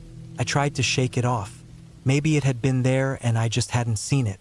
Maybe an animal had dragged it out from somewhere. I told myself it was nothing, but I kept the door locked from then on. That night, I barely slept. Every little noise outside made me jump. Branches shifting in the wind sounded like footsteps. The house settling sounded like someone creeping along the porch. I kept telling myself I was being paranoid, that I was letting my imagination get the best of me. But then, around 3 in the morning, I heard it again. Thump. This time it was louder, closer. I gripped the blanket tightly, staring at the door. Another thump, followed by the creak of the wooden planks. Someone was out there. I reached for my flashlight, flicked it on, and aimed it at the window. Nothing, just darkness and trees. The sound stopped. I stayed like that for what felt like hours, my heart hammering, but nothing else happened. The next morning, I found a second boot. This one was right outside the door, perfectly placed. My hands were shaking as I picked it up. It matched the first one. I hadn't imagined it. Someone had put it there. I searched the area, looking for footprints, but the ground was covered in thick leaves. Nothing. I considered leaving right then, but I had spent too much money on this trip. I convinced myself it was some local messing with me, maybe some hunter who didn't like outsiders. I decided I wouldn't let them scare me off. That night, I stayed up, keeping the fire going. I sat by the window, flashlight in hand, waiting. The hours dragged by, the fire crackled, and my eyes felt heavy. I must have dozed off because the next thing I knew, I woke up to complete silence. The fire had burned down to embers, casting faint orange light across the room. The air felt heavy, wrong. Then came the sound. Not a thump this time, but something softer. The sound of breathing, just outside the window. Cold fear crawled up my spine. I didn't move, didn't breathe. I could see nothing through the window but blackness. The breathing continued, slow and steady. My mind raced. Who was out there? What did they want? I reached for my knife, gripping the handle so hard my fingers ached. The breathing continued for what felt like an eternity. Then, just as suddenly as it started, it stopped. Morning came, and I found something new on the porch. A pair of jeans, folded neatly. They were old, torn at the knees, stained with something dark. I didn't want to think about what it might be. That was it. I was done. I packed my bag in record time and threw everything in the car. As I turned onto the dirt road, I glanced back at the cabin one last time. The door, which I had locked, was standing wide open. I didn't stop driving until I was hours away. When I got home, I looked up the rental listing again. It was gone. No trace of it. No contact information for the owner. Nothing. I don't know who was out there with me. I don't know what they wanted. But I do know one thing. Someone had been watching me the entire time.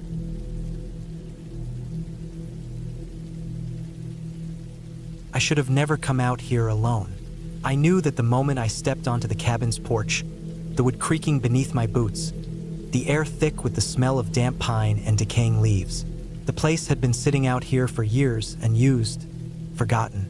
My uncle left it to me after he passed, and I figured I'd come check it out, see if it was worth fixing up or selling. I told myself it would just be a quick weekend trip.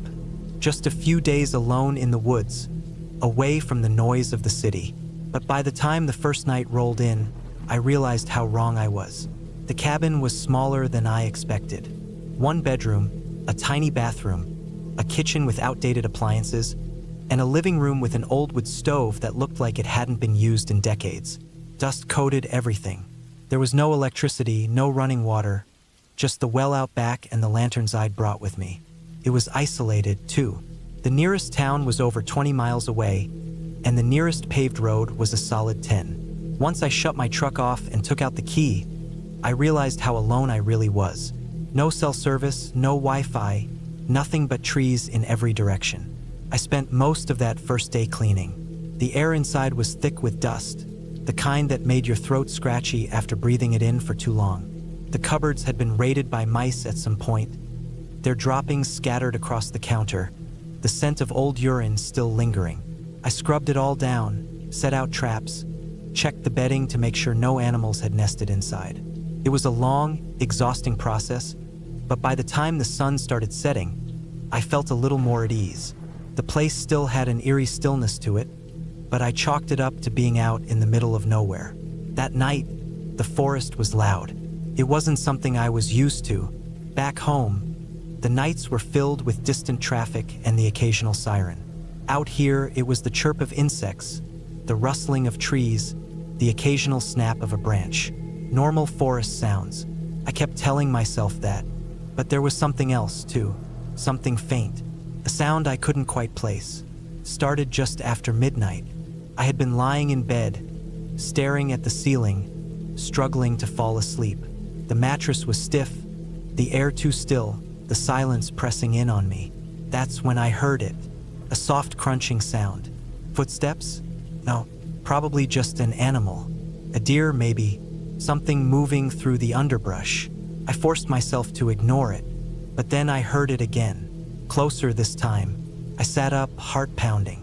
I reached for the flashlight on the nightstand and switched it on. The beam cut through the darkness, but the window showed nothing but trees and blackness beyond. I listened, waited. The sound didn't come again. Eventually, I convinced myself it was nothing. Maybe just my imagination, maybe an animal passing through. Either way, I wasn't about to go outside and check. The next morning, I found footprints in the dirt outside the cabin. They weren't mine. They were smaller, narrower, barefoot. The sight of them sent a chill through me. They led from the edge of the tree line, stopped right at the porch steps, then turned back the way they came. I stared at them for a long time, trying to make sense of it. Who the hell would be out here, barefoot, in the middle of the night? I tried to shake it off. Maybe some local kids messing around, maybe a hunter who got lost. It was unsettling, sure, but I refused to let it get to me. I spent the rest of the day fixing up the place, chopping wood for the stove, checking the well water to make sure it wasn't contaminated. By the time the sun set, I was exhausted. I told myself I'd sleep better that night. I was wrong. The sound started again around the same time. That slow, deliberate crunch of footsteps outside. I lay in bed, staring at the ceiling, my breath held tight in my chest. The sound came closer, closer, stopped just outside the cabin. I gripped the flashlight in one hand, the knife I kept in my bag in the other. I waited, listened. Then I heard the doorknob rattle. Every muscle in my body went rigid. The cabin door was locked, but the thought of someone, or something, standing just on the other side sent ice through my veins. The rattling stopped. Silence. Then the sound of footsteps retreating, vanishing into the woods. I didn't sleep the rest of the night. The next morning, I checked the door. No signs of forced entry, no damage. But the footprints were back. More of them this time, circling the cabin. My stomach twisted. I knew then that this wasn't some lost hiker or curious kid. Someone was watching me. Someone was coming back, night after night. I wanted to leave. I should have left. But part of me didn't want to give in to fear. I had my knife, I had my truck. I told myself that if anything else happened, I'd get in the truck and drive away, no hesitation. That night, I barely slept. I sat in the living room, knife on my lap, lantern burning low. The hours crawled by. Then, just past 2 in the morning, the sound returned. This time, it wasn't just footsteps. It was breathing. Slow, heavy breathing, just outside the window. My fingers tightened around the knife handle. I forced myself to stay still, to listen. The breathing moved along the wall, stopping at the door. Then a soft scratch, fingernails against wood. I couldn't take it anymore. I grabbed the flashlight, flicked it on, and aimed it at the window. Nothing, but I swore I saw something move at the edge of the beam. A shadow slipping back into the trees. That was it. I grabbed my keys, threw open the door, and ran to my truck. The forest felt like it was closing in on me, the trees stretching taller, the darkness thickening. I jumped inside, locked the doors, turned the engine over. The headlights flooded the area in front of me, and that's when I saw them. 3 figures standing just at the edge of the trees. They were barefoot, wearing tattered clothes, thin too thin. Their faces were obscured by the darkness, but I could feel their eyes on me, watching, waiting. I slammed the truck into reverse, tires kicking up dirt, then spun it around and tore down the road, not stopping, not looking back. I didn't breathe right until I hit pavement. I drove straight home, never once glancing in the rearview mirror. The next day, I called a realtor and put the cabin up for sale. I never went back. I had always wanted to spend some time alone in a remote cabin. No distractions, no noise, just me and the wilderness. After months of planning, I finally found the perfect place. A small, old log cabin deep in the Montana woods. It wasn't part of any rental site. I found it through a friend of a friend, some guy who had inherited it from his grandfather but barely used it. I paid him in cash, and that was that. He didn't even bother drawing up a contract. The cabin was miles from anything. No cell service, no power lines, just an old gas generator and a wood-burning stove. It had 1 bedroom, a small kitchen, and a sitting area with a fireplace. There was no plumbing, just an outhouse a few yards away. A small creek ran about 50 feet from the front porch, cutting through the thick trees like a silver ribbon. It was exactly what I wanted, complete isolation. I arrived late in the afternoon, just as the sun was dipping low. The dirt road leading up to the cabin was barely a road at all, just 2 overgrown tire tracks cutting through the trees. My truck barely made it, the tires slipping in the damp earth. When I finally parked, I just sat there for a moment, taking it all in. The air smelled like pine and wet earth. Birds chirped somewhere in the trees, and the creek babbled softly in the background. It was peaceful. The first night was uneventful. I made a fire in the stove, heated up some canned chili, and read by lantern light until I got tired. The silence out here was something else. It wasn't like the quiet you get in a house. It was a deep, absolute silence. No hum of appliances, no distant cars, just the occasional rustle of the wind through the trees. But by the second night, that silence felt different. I don't know how to describe it, but something about it felt off. I kept catching myself listening too hard, straining to hear something I couldn't quite place. Maybe I was just getting used to being alone, I told myself. I shook it off and went to bed. Somewhere in the middle of the night, I woke up. Something had woken me up. I didn't know what. I lay there in the dark, holding my breath, waiting. The fire had burned low, filling the room with faint, flickering light. The silence pressed in around me, and then, from outside, I heard it. A soft, deliberate crunch of footsteps on the damp earth. I froze. The sound came again, slow, measured. Not an animal. Animals move in bursts, quick and uneven. This was different. Someone was walking outside my cabin. My first thought was that it was a hunter, maybe someone lost, but no one should have been out here. I had driven almost an hour down that dirt road, and the cabin wasn't on any map. I slipped out of bed as quietly as I could, careful not to make the floorboards creak. The rifle I'd brought for protection was propped against the wall. I grabbed it, my pulse hammering in my ears. I stood by the window, staring out into the darkness.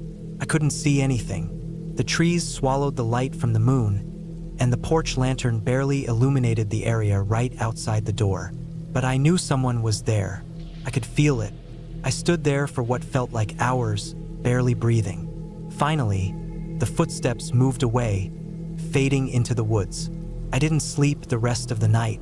By morning, I convinced myself I had imagined it. Maybe it was a deer or some other animal moving strangely in the night. I went outside, rifle in hand, and checked around the cabin. There were footprints in the dirt near the porch steps. Bare footprints. Human. A cold weight settled in my stomach. Someone had been standing out here in the dark, watching my cabin. Watching me. I thought about leaving, but I had come all this way, and I didn't want to let paranoia ruin my trip. I told myself it was probably some drifter or hermit living off the grid, maybe just curious about my presence. I decided to stay, but I kept my rifle close. That night, I locked the door and wedged a chair under the handle. I kept the fire low so I wouldn't be silhouetted in the windows. I lay in bed, the rifle within arm's reach, listening. Sometime after midnight, the footsteps came back. They were slower this time, heavier. Whoever it was, they weren't just passing through. They were lingering, listening, watching. Then came the sound of something brushing against the cabin walls. A light scraping, like fingers dragging across the wood. It moved around the cabin, circling. I gripped the rifle so hard my hands ached. I wanted to look out the window, but I couldn't bring myself to move. My heart pounded so loud I was sure they could hear it. And then silence. I sat there, every muscle in my body locked in place, waiting. Hours passed. Eventually, exhaustion won out, and I drifted into a fitful sleep. When I woke up, it was morning. I checked outside. More footprints, the same bare feet. They had walked all the way around the cabin. And near the window, carved into the wood with something sharp, was a single word: leave. I didn't need to be told twice. I packed my things in record time, threw everything into the truck, and got out of there. The whole way down that dirt road, I kept checking the rearview mirror, half expecting to see someone standing in the trees, watching me go. I don't know who it was. I don't know what they wanted. Maybe they were just trying to scare me, or maybe they had something worse in mind. Either way, I never looked back, and I sure as hell never went camping alone again. The road to the cabin was barely a road at all, just a winding dirt path cut through miles of dense forest. The truck's tires kicked up loose gravel as I navigated around potholes, the sun slipping lower behind the treetops. I hadn't seen another vehicle in over an hour, and the GPS had long since lost signal. I kept going, though, following the directions I had written down earlier. It had been a long week at work, and I wanted a weekend to myself. No phone calls, no emails, just me, the quiet, and a couple of days to reset. A buddy had told me about this place. An old hunting cabin tucked deep in the woods, isolated enough that I wouldn't see another soul but comfortable enough to stay in. I rented it for 3 nights, packed enough food and firewood to last, and headed out. The cabin sat in a small clearing, surrounded on all sides by towering pine trees. The roof sagged slightly, and the wood was dark and weathered, but it looked sturdy enough. A small porch wrapped around the front, and a rusted-out truck bed leaned against the side like it had been there for decades. I stepped out of the truck, stretched, and took a deep breath. The air smelled damp and earthy, the way forests always do at dusk. The only sounds were the distant chirps of birds and the rustling of leaves in the breeze.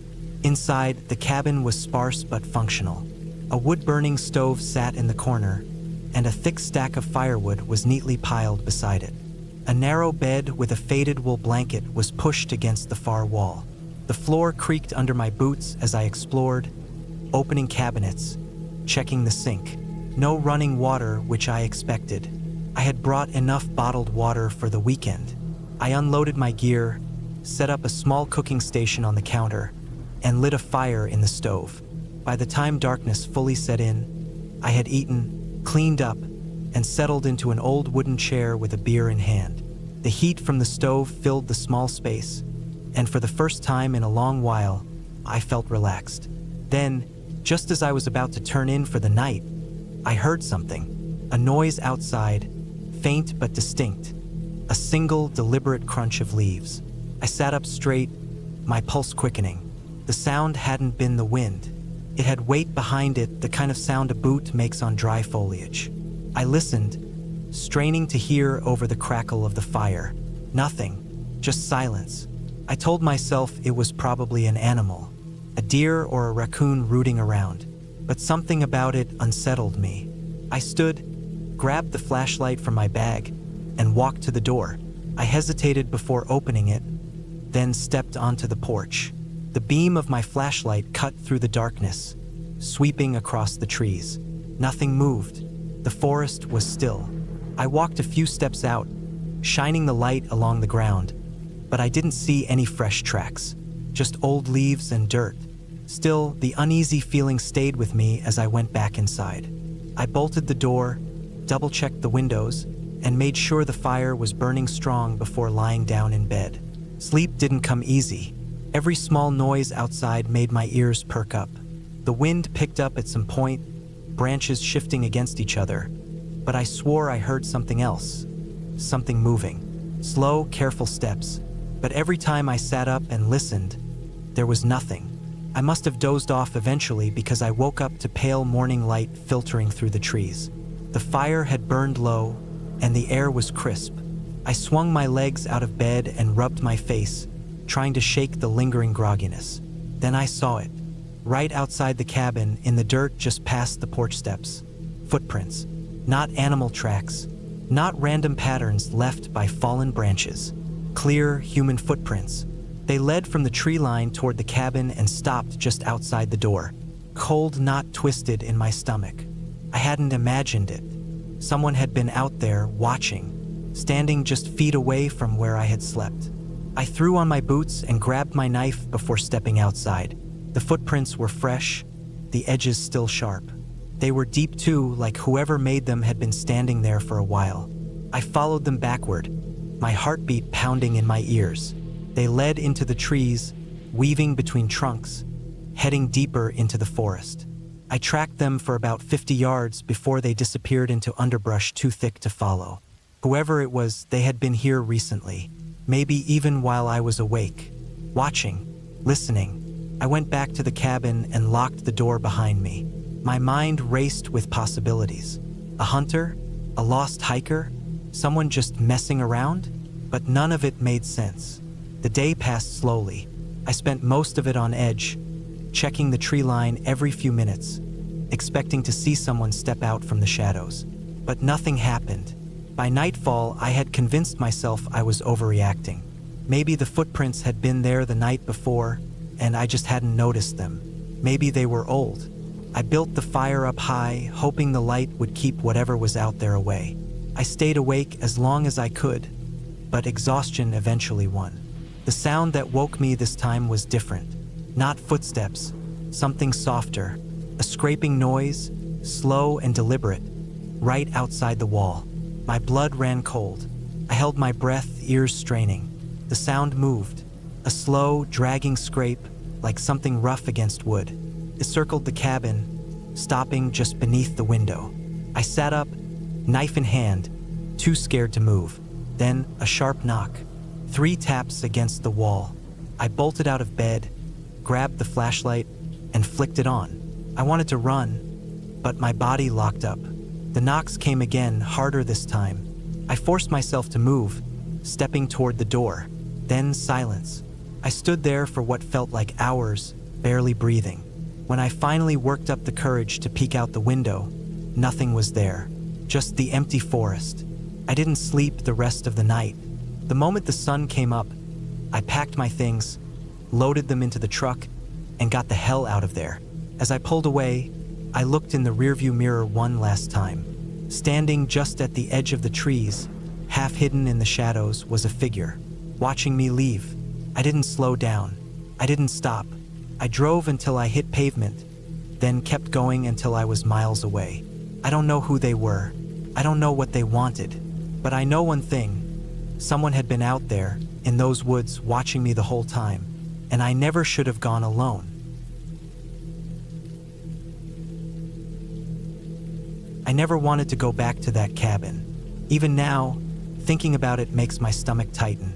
I don't know what made me book that trip in the first place. Maybe I just needed to get away. Work had been draining, and the constant noise of the city was starting to get to me.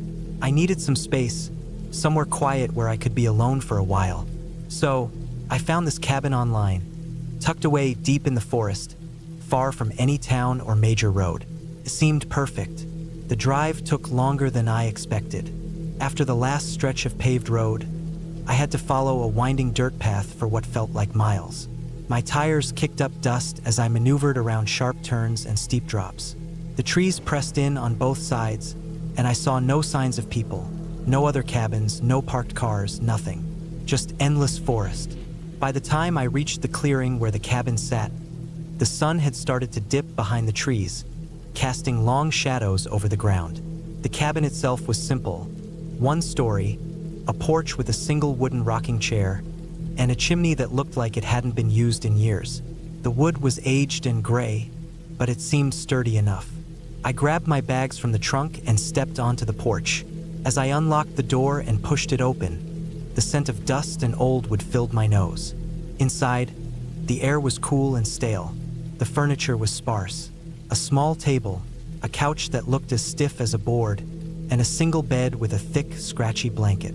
A few cabinets lined the wall next to a tiny kitchen area, and there was a fireplace made of stacked stone in the corner.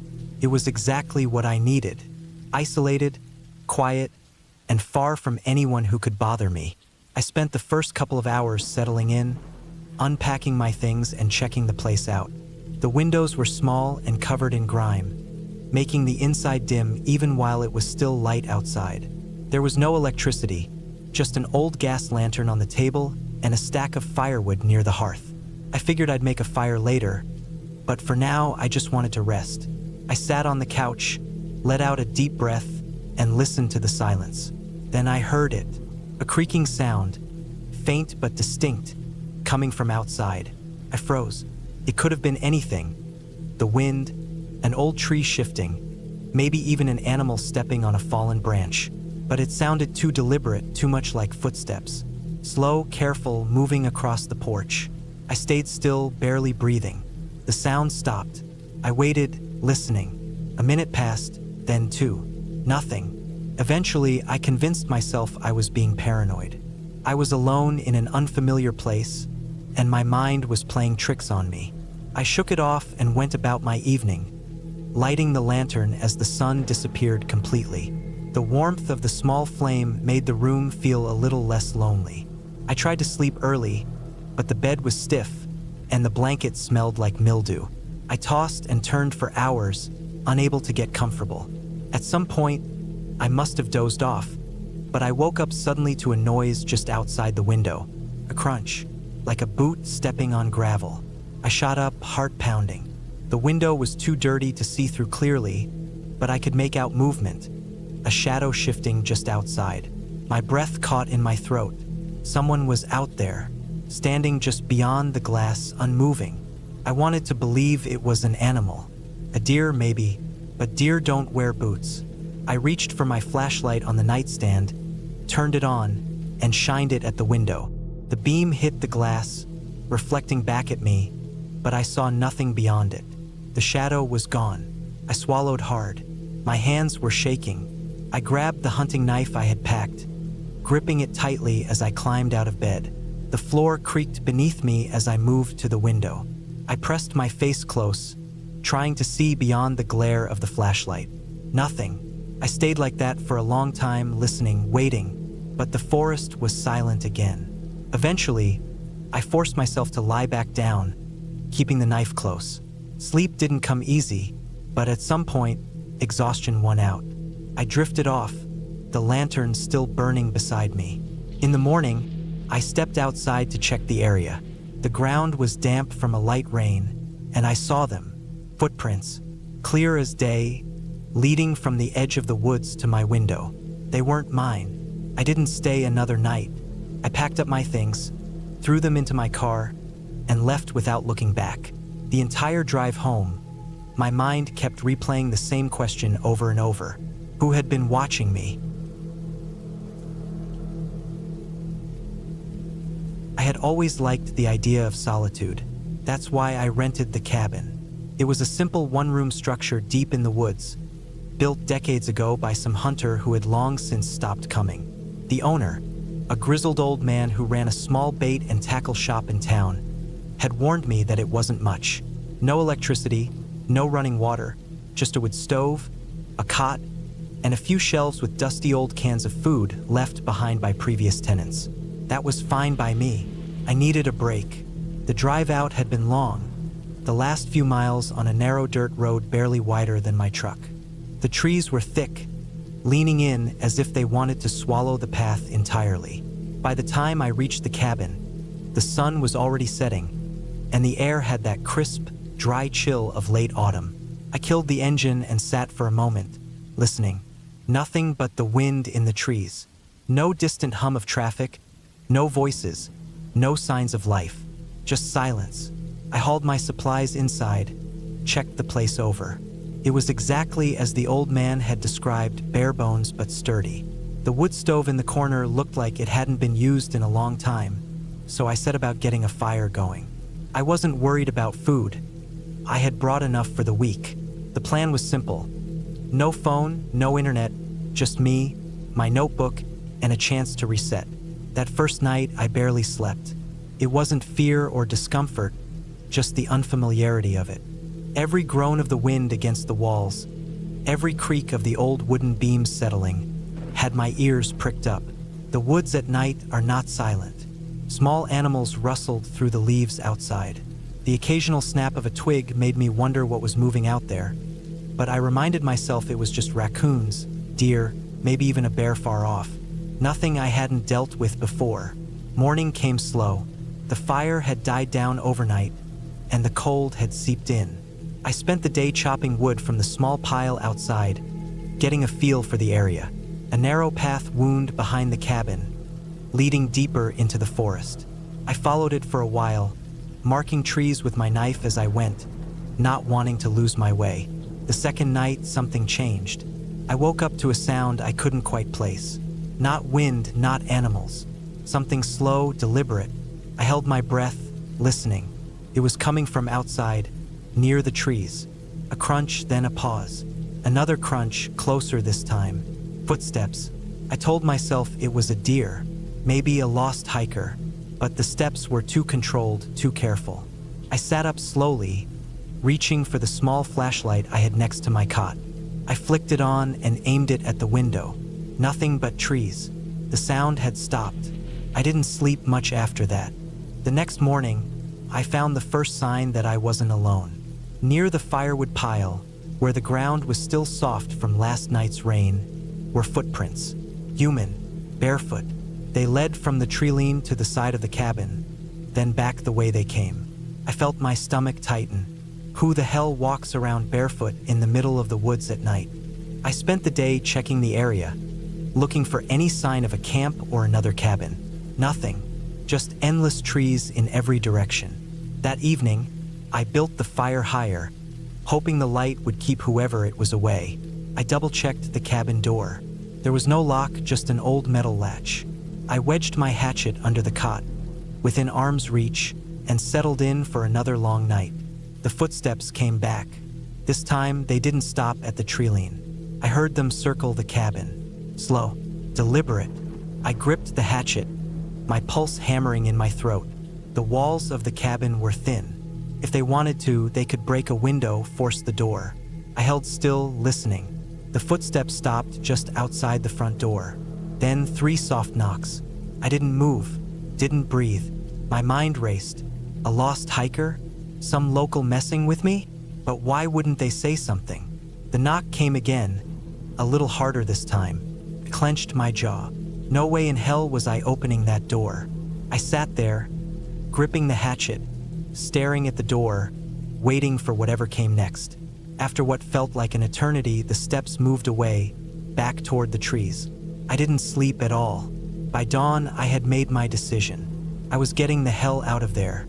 I packed my things quickly, shoving everything into my bag. As I stepped outside, my skin crawled. More footprints. This time, there were dozens, circling the cabin, coming and going from every direction. I hurried to my truck, threw my bag in the back, and climbed in. The engine wouldn't start. My hands were shaking as I turned the key again. Nothing. I popped the hood, checked the battery cables. Someone had cut them. My mouth went dry. I turned, scanning the woods, but there was nothing but trees and shadows. I had 2 choices, wait it out or walk back to town. It was a 10-mile hike, maybe more. I grabbed my pack, my hatchet, and started walking. I moved fast, constantly checking over my shoulder. The feeling of being watched was unbearable. The woods were too quiet. After about an hour, I heard it. Footsteps off to my right, matching my pace. I stopped. They stopped. I took another step. So did they. I tightened my grip on the hatchet and took off running. Branches whipped at my face, my breath burning in my lungs. I didn't care where I was going, as long as it was away. I don't know how long I ran before I saw the road. I stumbled out of the trees, gasping, and nearly collapsed onto the dirt. A truck was coming, an old, rusted-out pickup. I waved frantically, and it screeched to a stop. The driver, a middle-aged man with a cigarette hanging from his lips, eyed me warily. "You all right?" I swallowed, nodding too fast. "I need a ride to town." He hesitated but nodded. "Hop in." I didn't look back as we pulled away. I didn't want to see if anyone was standing at the edge of the trees, watching me leave. Back in town, I told the old man at the bait shop about what happened. He listened without saying a word, his face unreadable. When I was done, he exhaled a long breath, then said, "You're not the first. That was the last time I went looking for solitude." I had been looking forward to the trip for weeks. I needed it. Work had been relentless, and I hadn't taken a break in what felt like years. So when I finally got a long weekend, I packed up my gear, loaded my truck, and headed out to a remote cabin I had found online. It was miles away from the nearest town, buried deep in the woods, and promised solitude. That was all I wanted. Time alone, away from people, away from noise, away from everything. The drive took longer than I expected. The paved road eventually gave way to gravel, then to dirt, and finally I found myself on what barely passed for a trail. My truck bounced over deep ruts, the tires kicking up dust that hung in the hot afternoon air. I hadn't seen another car in over an hour, and I liked that. The cabin wasn't much to look at. Just a simple wooden structure, one floor, with a tiny front porch and a fire pit in the yard. The trees pressed in from all sides, their towering trunks forming a thick wall that cut me off from the rest of the world. The nearest property was supposedly 10 miles away. That suited me just fine. I killed the engine and stepped out, stretching my legs. The silence was immediate. No cars, no voices, just the occasional rustle of leaves and the distant cry of some unseen bird. I took a deep breath. The air smelled fresh, earthy. Felt good to be away from everything. The cabin was unlocked, as promised. The inside was basic, just a bed, a wood stove, a tiny kitchen, and a bathroom that I quickly realized didn't have running water. That was fine. I had brought enough supplies to last me. I dumped my gear on the bed and went back outside to gather some firewood before it got dark. The forest was dense, and the deeper I went, the more unsettling it felt. The trees here were ancient, gnarled things with twisted roots that seemed to claw at the ground. The canopy was so thick that barely any sunlight made it through, casting everything in a permanent twilight. I tried to shake the feeling that I was being watched. It was stupid. There was no one out here. Still, I hurried, grabbing as much wood as I could carry before heading back. By the time night fell, I had a fire going. I sat by it, eating a quick meal and letting the warmth seep into my bones. The woods were alive with sound now. Crickets, the occasional hoot of an owl, the rustling of small animals moving through the underbrush.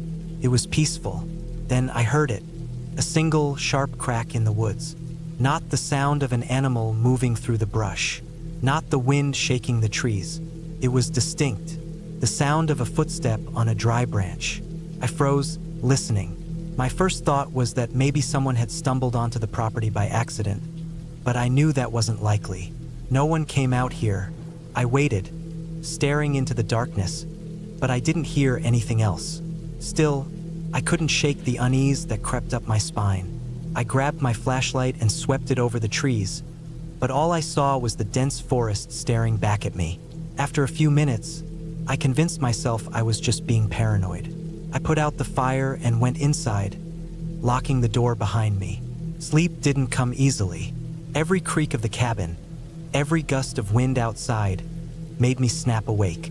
Eventually, exhaustion won, and I drifted off. Sometime in the middle of the night, I woke up again. This time, I didn't know why. I lay still, listening. Then I heard it, a soft shuffling sound. It was close, too close. I reached for my flashlight, my fingers trembling slightly. I clicked it on and aimed it toward the window. There was nothing there, just the trees swaying gently in the night breeze. I told myself it was an animal, a raccoon maybe, a deer, something harmless. Still, I couldn't shake the feeling that something wasn't right. Morning couldn't come fast enough. When the first light of dawn filtered through the trees, I got up and stepped outside. The air was crisp, the forest alive with the sounds of birds greeting the day. Then I saw them. Footprints, human footprints. They started at the edge of the tree line and led straight to my cabin. My stomach twisted. I had locked the door. There was no sign of forced entry, but someone had been out here, watching me. I spent the morning checking the perimeter, looking for any more signs of intruders, but found nothing. Still, the unease didn't leave me. I told myself I was being paranoid. Maybe a hunter had gotten lost. Maybe I had imagined the sounds last night. Maybe I considered leaving, but I had come out here for peace, for solitude. I wasn't going to let some footprints scare me off. That night, I made sure the door was locked tight. I kept my flashlight and a knife within arm's reach. The fire outside burned bright. If anyone was out there, they would see I was awake. Hours passed. I listened, waited. Nothing, just the usual sounds of the woods. Then, at around midnight, I heard it again. Footsteps, slow, deliberate. My breath caught in my throat. I turned off my flashlight, hoping the darkness would hide me. The footsteps stopped just outside the cabin. I sat there, barely breathing, gripping my knife so tightly my knuckles ached. Minutes passed, maybe hours. I didn't move, didn't make a sound. Then, finally, I heard retreating footsteps, the sound of someone walking back into the woods. I didn't sleep the rest of the night. By dawn, I had made up my mind. I packed my gear, threw it into the truck, and got the hell out of there. As I pulled onto the dirt road, I glanced back one last time. Standing at the edge of the trees, half hidden in the shadows, was a figure. They didn't move, didn't try to hide, just stood there, watching me leave. I never went back.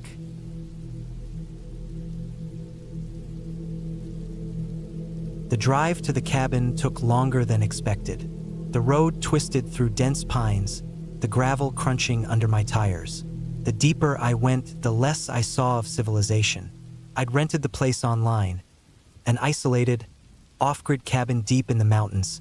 Exactly what I needed to clear my head. No cell service, no neighbors, no distractions.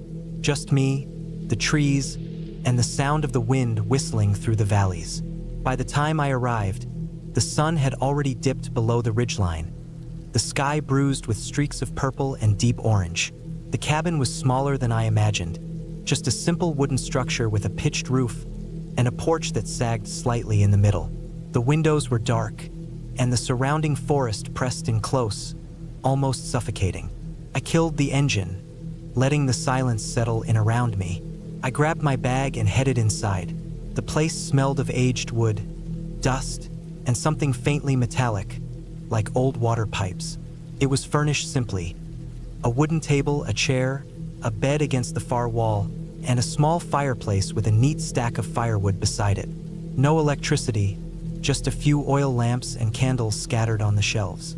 The previous guests had left some canned food in the cupboards, but I'd brought enough supplies to last a week. I spent the first evening getting settled. I set up my sleeping bag on the bed, lit a couple of candles, and made a simple meal. Outside, the night settled in, thick and absolute, the kind of darkness you only get when you're miles away from the nearest town. It was quiet, too quiet. I noticed it then, the absence of sound. No crickets, no wind moving through the trees, no distant rustling of wildlife. Just a complete, unnatural stillness. Pressed in on me, made my skin crawl, but I brushed it off. I was just getting used to being alone, that's all. That night, I struggled to sleep. The bed was uncomfortable, but it was more than that. The air inside the cabin felt heavy, stale. The silence didn't help. I kept thinking I could hear something just outside. Not footsteps exactly, but something moving. I told myself it was just my imagination playing tricks on me. The next morning, I found something odd. Near the porch, the dirt had been disturbed. It looked like drag marks leading toward the tree line, like something heavy had been pulled through the soil. I stared at them for a while, trying to come up with a logical explanation. Maybe an animal? A bear? Maybe? But there were no tracks, just the long, uneven grooves. I spent the day hiking, trying to shake off the unease. The woods were thick and tangled, the air damp and cool. I saw no signs of other people, no trails, no campsites, nothing. Just endless trees stretching in every direction. At some point, I realized I was walking in circles. I recognized the same fallen log, the same gnarled tree with its roots half exposed. I hadn't strayed from my path, I was sure of it. And yet I was looping back. I turned back toward the cabin. The unease in my stomach twisted tighter with every step. By the time I reached the clearing, the sun was already dipping low again. I stepped onto the porch and saw something that made my breath catch. The door was open. I knew I had closed it. I was certain. My hand had turned the latch. My gut screamed at me to leave, get in the car and go. But I didn't. Instead, I stepped inside, slow and careful. Nothing looked disturbed. My bag was still on the bed. The food I had left on the table was untouched. But the air inside felt different, colder, like someone had been here, standing in the same space I now occupied. That night, I barricaded the door with a chair. I kept the oil lamp burning, the faint flickering light the only thing keeping the darkness at bay. I barely slept, listening to every creak, every groan of the old wood shifting in the night. At some point, I must have dozed off. I woke to a sound, a soft, dragging noise coming from just outside. My pulse slammed in my ears. I sat up, heart hammering. The sound came again. Slow, deliberate. Something was moving around the cabin. I didn't move. I barely breathed. My eyes locked on the window, watching for any sign of movement. And then, a shadow passed by. Tall, human-shaped, but wrong. Too thin. The way it moved sent ice down my spine. Slow and unhurried. Like it knew I was inside. Like it knew I was watching. I stayed frozen, listening as it circled the cabin. Once, twice, then silence. I waited until dawn before moving. When I finally worked up the nerve to step outside, there were no tracks. No sign that anyone had been there, but I knew what I had seen. I packed my things in record time. I didn't bother eating. I threw my bag in the car, started the engine, and tore out of there without looking back. The entire drive down the mountain, I felt watched. Every turn in the road, every stretch of trees lining the gravel, I felt something just beyond my vision, just out of reach. It wasn't until I reached the highway, miles away from the cabin, that the feeling finally eased. That night, I booked a hotel. I locked the door, triple-checked it, and slept with the lights on. I never went back. Weeks later, I checked the listing online. It was gone. No records of the cabin, no reviews, nothing. Like it had never existed. But I know what I saw. I know what I felt. And I'll never go that deep into the woods alone again. I don't know why I thought going to the cabin alone was a good idea. It wasn't my cabin. It belonged to my uncle, but he hadn't used it in years. It sat deep in the woods, miles away from the nearest town, and was practically forgotten. I remember visiting it as a kid, but I hadn't been back since. Now, as an adult, I needed a break from everything. Work, people, the noise of the city. So I figured a week of solitude in a remote cabin would be perfect. Getting there wasn't easy. The last stretch of road was a barely visible dirt path, overgrown and rough, winding through dense trees. My truck barely made it through without getting scratched up. By the time I pulled up to the cabin, the sun was already low. It was exactly how I remembered it. Small, old, made of dark wood with a sagging porch and a roof covered in pine needles. The air smelled of damp earth and trees. Felt abandoned. I stepped onto the porch, the wood groaning under my boots. The door was locked, but I had the key. When I pushed it open, a wave of stale air hit me. Dust clung to every surface. Cobwebs hung in the corners. I flicked the light switch, but nothing happened. Of course, my uncle had mentioned the power probably wouldn't work. I had brought a generator, but I didn't feel like setting it up just yet. I lit a couple of lanterns instead, their dim glow making the shadows seem even deeper. The inside of the cabin was simple. One main room with a small kitchen area, a table with 2 chairs, a fireplace, and a single bed pushed up against the far wall. There was a door leading to a tiny bathroom, but I wasn't expecting much from it. The cabin had a well for water, and I had packed plenty of supplies. I spent the first couple of hours cleaning, dusting off the bed, sweeping the floor, making sure there weren't any critters nesting inside. As the sun set, the woods outside grew darker than I expected. The kind of darkness you don't get in the city. No streetlights, no distant glow of buildings, just black trees stretching into the night. I ate a quick meal, then decided to sit on the porch for a bit. The forest was silent except for the occasional rustling of leaves, probably just the wind. But every now and then, I thought I heard something else. A faint snap of a twig, the shuffle of something moving through the underbrush. I told myself it was just an animal, maybe a deer. As the night stretched on, the feeling of unease grew. The cabin felt smaller. The woods felt bigger. I kept looking toward the tree line, expecting to see something, but there was nothing, just darkness. The wind picked up, making the trees creak. It sounded almost like voices, but I knew that was just my mind playing tricks on me. I decided to head inside and lock up for the night.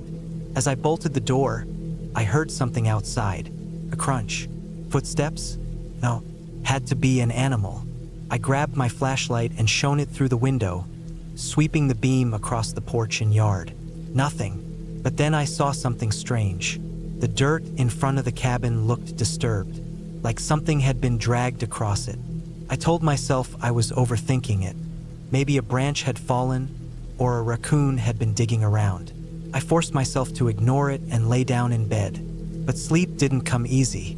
Every little sound outside made me tense up. At some point, exhaustion won, and I drifted off. I woke up suddenly, not because of a noise, but because of the absence of one. The wind had stopped. The forest was silent, too silent. I turned over, trying to shake the feeling off, but then I noticed something. The lantern I had left on the table was out. I was sure I had left it burning low, but now the room was pitch black. I reached for my flashlight. As I clicked it on, the beam swept across the cabin and landed on the front door. The bolt was unlocked. My stomach dropped. I knew I had locked it before bed. I sat up slowly, listening. Nothing, just my own breathing, too loud in the quiet room. I stood up, careful not to make a sound, and stepped toward the door. The floor creaked under me. I winced. If someone was inside, they knew I was awake now. I held my breath and yanked the door open. Flashlight pointed out. The porch was empty. The yard was empty, but the dirt in front of the cabin, the disturbed patch had changed. The marks in the soil were deeper now, longer, as if something heavy had been dragged right up to the porch steps. Something had been here. I slammed the door shut and locked it again. My mind raced. If someone had been outside, where were they now? Hiding? Watching? My flashlight beam bounced around the room as my hands shook. I needed to get out of there. I grabbed my keys and my bag, shoving everything inside without caring about neatness. As I reached for my boots, I stopped. They weren't where I had left them. I had set them by the door, but now they were halfway across the room. Someone had been inside. My pulse pounded. I had to go. Now, I threw the door open and ran to my truck, my flashlight shaking wildly as I scanned the tree line. I saw nothing, but I felt something, the overwhelming sense of being watched. I jumped into the driver's seat, locked the doors, and jammed the key into the ignition. The truck roared to life, and I threw it into reverse, my tires spinning in the dirt.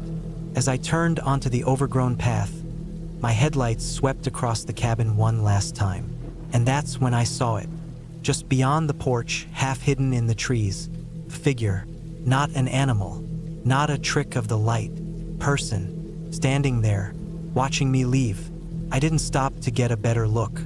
I gunned it down the dirt road, not caring about the branches scraping against my truck. I didn't stop driving until I hit the main road, and even then, I kept going all the way back to town. I never went back to that cabin. I don't know who or what was out there that night. I don't want to know. My uncle sold the place a few months later. I didn't tell him what happened. He wouldn't have believed me anyway, but I believe it. And I know one thing for sure. I was not alone in that cabin. I had always loved being alone in the woods. Something about the quiet, the way the trees swallowed up the world outside, made me feel at peace. So when I found a cabin for rent deep in the Montana wilderness, miles from the nearest town, I jumped at the opportunity. A week of solitude, hiking, and just breathing in the untouched air sounded like exactly what I needed. The drive up was long, over an hour on paved roads and another 2 on a dirt path that barely passed for a road. The further I got from civilization, the less I saw any signs of other people. No cars, no houses, just trees, mountains, and the occasional deer staring at me from the brush. When I finally reached the cabin, the sun was already dipping low behind the peaks. It was small but well-built. Wooden walls, a slanted roof, a stone chimney. A front porch with a single rocking chair faced the dense forest. I stepped out of my truck and stretched, breathing in the crisp air. There was a single shed about 30 yards behind the cabin, padlocked shut. Other than that, nothing but trees and silence. Inside, the place was simple. 1 bedroom, a small bathroom, a kitchen with a gas stove and an old refrigerator. A wood-burning stove sat in the corner for heat, and there was a small table with 2 chairs. The only light came from a single bulb hanging from the ceiling, powered by a generator out back. No TV, no radio, just the quiet hum of the fridge and the crackle of the fire I started in the stove. The first night was peaceful. I made myself a simple meal, sat on the porch for a while and watched the stars. The silence was absolute. No distant highway noise, no hum of a plane overhead, just the whisper of wind through the trees and the occasional rustling of some animal in the underbrush. I slept like a rock, but sometime in the early hours I woke up, not to a noise exactly, but to a feeling, a heaviness in my chest, like something wasn't right. The cabin was pitch dark, save for the faint glow of dying embers in the stove. I listened, heart pounding. Nothing, just the wind outside. I told myself it was just the unfamiliar setting messing with my head and forced myself back to sleep. The next morning, I took a long hike. I followed a barely there trail up a ridge that overlooked miles of untouched forest. I could see a river snaking through the valley below, the only sign of movement in an otherwise frozen landscape. It felt good to be out there, breathing air that hadn't passed through 1,000 car engines. I was gone most of the day. By the time I got back to the cabin, the sun was already setting. As I stepped onto the porch, I had a strange feeling, like something was different. I glanced at the door, the windows. Nothing seemed out of place, but the feeling didn't leave. Inside, everything was as I left it. The fire was out, the dishes from breakfast still on the counter. But the air felt heavier, somehow. Diller. That night, I locked the door. It wasn't paranoia, just a habit. I'd be stupid not to lock up in the middle of nowhere. I sat by the fire, reading until my eyes got heavy. At some point, I must have dozed off in the chair because I woke with a start, heart hammering. Took me a moment to realize why. The rocking chair on the porch was moving. I could hear the slow, steady creak through the thin walls of the cabin. I held my breath, straining to listen. Wind, I told myself. Just the wind. But there was no wind. The trees were still. I grabbed the flashlight and stepped to the door, pressing my ear against it. The creaking stopped. I stood there for what felt like forever, every muscle in my body tight. Then, slowly, I lifted the curtain covering the small window next to the door. The chair was empty. It rocked gently, as if someone had just stood up from it. My mouth went dry. I turned the flashlight off. The only light came from the dim glow of the fire behind me. I stood there listening, waiting. After a few minutes, I forced myself to open the door and step outside. Nothing, just the cold night air, the dark trees pressing in around me. But that feeling, that suffocating wrongness, settled deep in my gut. I went back inside and locked the door. I barely slept that night. Every little noise made my skin crawl. The next morning, I told myself I was being ridiculous. It was just my imagination. Maybe some animal brushing past the chair. Still, I checked around the cabin. No tracks in the dirt, no signs of anything. But I couldn't shake the feeling that I wasn't alone. By the third night, the paranoia had set in. I moved the table in front of the door before going to bed. I kept the flashlight within reach. I forced myself to sleep, but again, something woke me. A noise outside. A low, shuffling sound, like footsteps. Not an animal, something heavier. I held my breath, gripping the flashlight. The sound moved around the cabin, slow and deliberate. My mind raced. Could be a bear, but bears didn't act like this. They didn't linger. They didn't circle. Then the handle on the door rattled. I sat up so fast I nearly knocked over the lamp. My pulse pounded in my ears. The handle rattled again. Harder this time, as if someone was testing the lock. Then silence. I didn't move, didn't breathe. Minutes passed, then an hour. Nothing. Eventually, exhaustion took over, and I must have dozed off because the next thing I knew, it was morning. The first thing I did was check outside. The ground was damp from a light rain overnight. And there, right in front of the door, were footprints. Human, barefoot. They led from the woods, circled the cabin, then disappeared back into the trees. I left that morning, threw my gear in the truck and didn't look back. I don't know who or what was out there, but I wasn't about to wait around to find out. Whatever it was, it had been watching me. It had been waiting, I never went back to that cabin. I don't even know if it's still there. But sometimes, when I'm alone at night, I swear I hear it. The slow, steady creak of a rocking chair moving in the dark.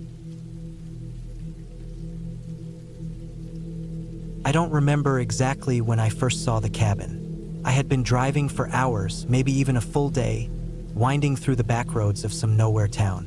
The GPS had long since lost signal, and the last gas station I passed had been boarded up, rusted out pumps standing like skeletons in the gravel lot. I wasn't even sure where I was anymore, but I saw the cabin. The road was nothing more than a dirt path at that point, swallowed by thick trees on both sides, their branches interlocking overhead like fingers grasping at the sky. My headlights barely cut through the darkness, the beams catching glimpses of movement in the underbrush. Deer, probably, or something else. I wasn't looking for the cabin. I hadn't planned on stopping, but I was exhausted, my arms sore from gripping the wheel, my eyes aching from staring into the road ahead. The tank was low. My options were limited. So when I saw the outline of the structure, barely visible beyond the trees, something in me decided. The place looked abandoned. No lights, no smoke curling from a chimney. Just a dark, slouched building, its wooden walls gray and splintered with age. The windows were black, like hollowed-out eyes watching my car roll to a stop in front of it. The porch sagged, and the railing was half collapsed, leaning like an old man barely holding himself up. But it had a roof, for walls, shelter. I killed the engine. The silence that followed was unsettling. No crickets, no wind, just the faint ringing in my ears from the long drive. I reached for my phone out of habit, but the screen was nothing but a dim reflection of my face. No service. Figures. I grabbed my flashlight from the glove compartment and stepped out into the cool night air. The leaves rustled under my boots as I approached the front steps. Up close, the place looked even worse. The wood beneath my feet groaned as I stepped onto the porch, and something skittered away in the darkness. A rat, maybe, or something bigger. The door was unlocked. Of course it was. I pushed it open, and the hinges let out a dry, wheezing groan. The air inside was stale, thick with the scent of damp wood and decay. My flashlight beam swept across the room. A single space with an old fireplace, a wooden table, and a moth-eaten couch pushed up against the far wall. There was a doorway leading to what I assumed was a bedroom, but I didn't check. I just needed to rest. I dragged my duffel bag inside, shutting the door behind me. The lock was broken, but I shoved a chair against the handle. It wasn't much, but it was something. The couch was stiff, the fabric rough against my arms. I pulled my jacket tighter around me and closed my eyes, just for a little while, just until morning. I don't know how long I slept before the sound woke me. It was faint at first, just a creak, like the house settling. But then it came again, a slow, deliberate sound, a footstep. My eyes snapped open, but I didn't move. I held my breath, listening. Another step, closer this time. The floorboards groaned under the weight of something just beyond my line of sight. I gripped the flashlight, my fingers tightening around the cold metal. My mind scrambled for explanations. The wind? An animal?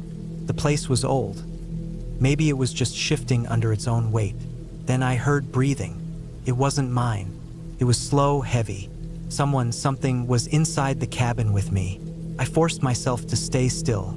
My heart pounded so hard I swore it would give me away. The sound of breathing grew louder, closer. The air felt thick, pressing against my chest. I counted the seconds, willing myself to stay quiet. 1, 2, 3. Then, nothing. The breathing stopped. The footsteps stopped. The silence was worse. I didn't move for a long time. I kept my grip on the flashlight, my pulse hammering in my ears. When I finally dared to move, I did it slowly, inching my fingers toward my duffel bag. My hand closed around the handle of the hunting knife I kept inside. I pulled it free, the weight of it familiar, grounding. I sat up, flashlight raised, beam cutting through the darkness. The room was empty. I swallowed hard. Maybe I'd imagined it. Maybe I was just on edge from the drive, from the isolation. But I didn't believe that. My gut told me I wasn't alone. I needed to get out. I reached for my bag, slinging it over my shoulder as quietly as possible. Every movement felt agonizingly loud in the stillness. I moved toward the door, careful, slow. My fingers brushed against the chair I had wedged against the handle. Then I heard it, a whisper of movement, just behind me. I turned, flashlight cutting through the darkness, and caught the briefest glimpse of something disappearing into the bedroom doorway. A shape, a shadow, too fast to make out. I didn't hesitate. I yanked the chair away and threw open the door, my boots pounding against the porch as I bolted to my car. My hands shook as I fumbled with the keys. The engine roared to life, headlights flooding the cabin with light. And for a split second, I saw it. A figure, standing just inside the doorway, watching me. I didn't stay to look longer. I slammed the car into reverse, tires kicking up dirt as I sped down the road. I didn't stop. I didn't look back. I drove until the sun rose, until I found a gas station with a payphone. My hands were still shaking as I dialed for help. But when the police arrived at the cabin, there was nothing there. No footprints, no signs of forced entry, just an empty, rotting building in the middle of nowhere. I know what I saw, I know what I heard, and I know someone else was there with me. I had been looking forward to this trip for months. A full week alone in a remote cabin, surrounded by nothing but miles of dense forest and the occasional winding dirt road. No cell service, no distractions, just me, a stocked pantry, and the quiet. It was exactly what I needed after the last few months of stress at work.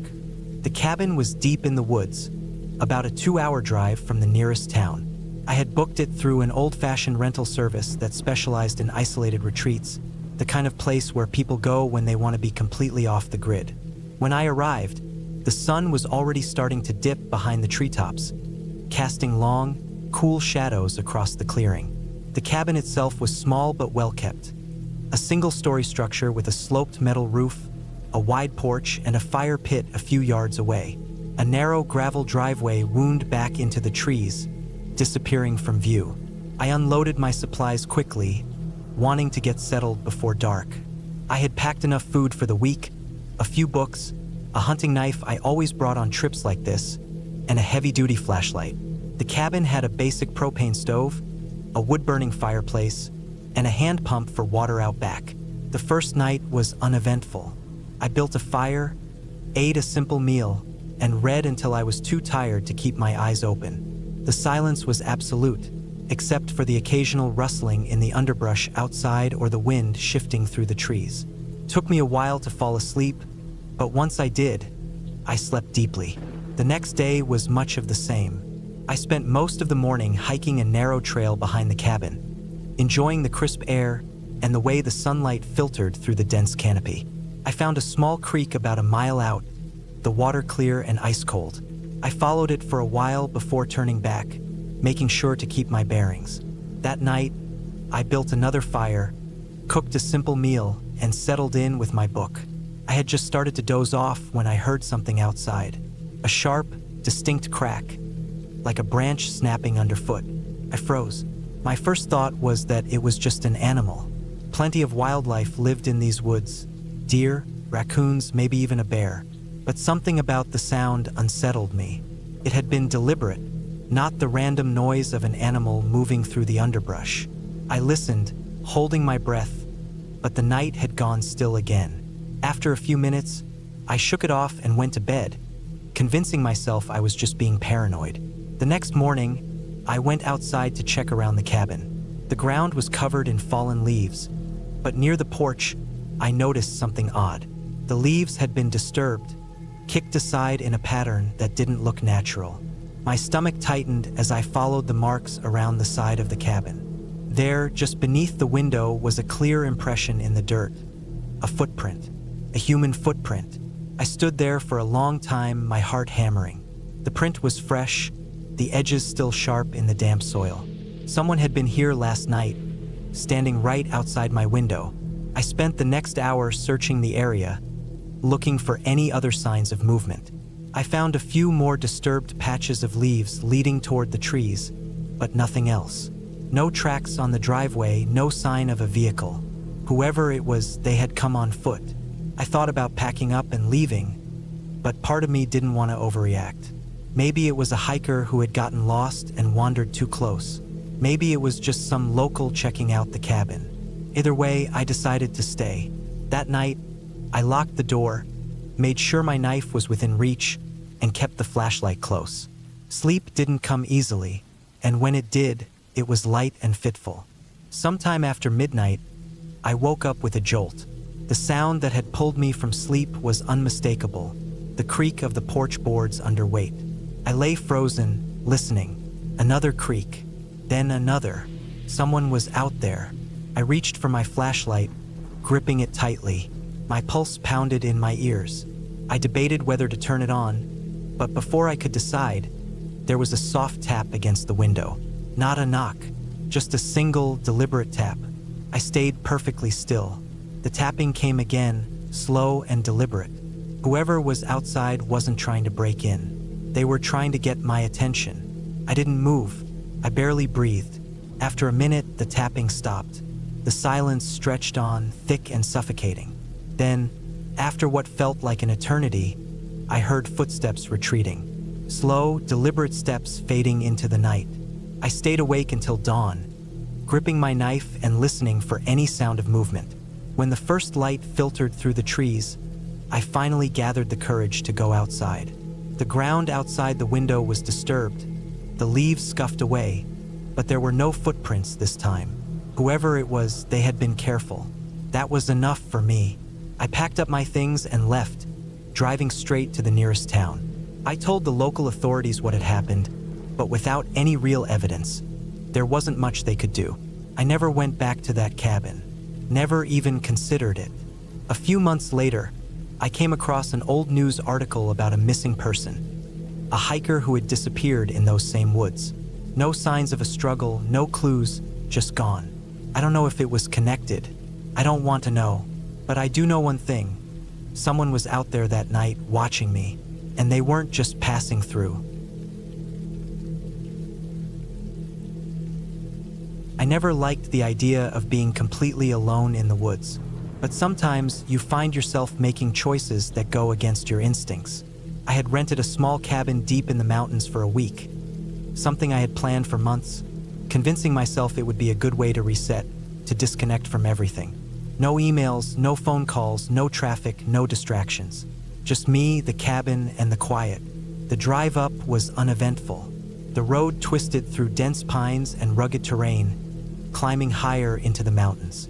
The sky was gray with the hint of a storm in the distance, but the forecast had only called for light showers. It took nearly an hour on a dirt road to finally reach the cabin, an old structure with a metal roof and a small porch that sagged slightly on one side.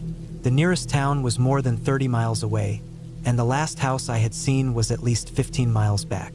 Total isolation. I stepped out of my truck, stretching after the long drive. The air was cold, sharper than I had expected. The wind moved through the trees, making them creak. The sound of birds was distant, but other than that, it was eerily quiet. I grabbed my bags and headed inside. The inside of the cabin was exactly what I had expected, simple but functional. A wood-burning stove sat in the corner, a small kitchen with a propane-powered stove, a fridge that hummed faintly, and a single bedroom with a lumpy mattress. There was no TV, no internet, barely any cell reception. Just the sound of the wind and the occasional creak of the old wooden walls. I spent the first few hours settling in. I stacked firewood near the stove, checked the water pump, and made sure the locks on the doors and windows were secure. The only thing that made me uneasy was the back door. It had 3 separate deadbolts, unlike the front door, which only had one. It made me wonder why. That first night was uneventful, but I had trouble sleeping. The sounds of the woods outside were different from what I was used to. A distant snap of branches, a rustling that seemed too close to the cabin. Normal forest sounds, I told myself. Animals moving through the underbrush, nothing more. Still, I found myself checking the locks twice before going to bed. The second day, I went for a hike. I followed a narrow trail that wound through the trees, leading up to a rocky ridge that overlooked the valley below. The wind had picked up, bringing dark clouds overhead. I turned back before the rain started, but as I got closer to the cabin, I noticed something that made my stomach tighten. Footprints, fresh ones, leading up to my cabin door. I froze, staring at them. They weren't mine. I had taken a completely different path, and these prints came from the opposite direction. They were deep, meaning whoever made them had been heavy, and they led straight to the front door. But there were no prints leading away. I forced myself to move forward, my heart hammering.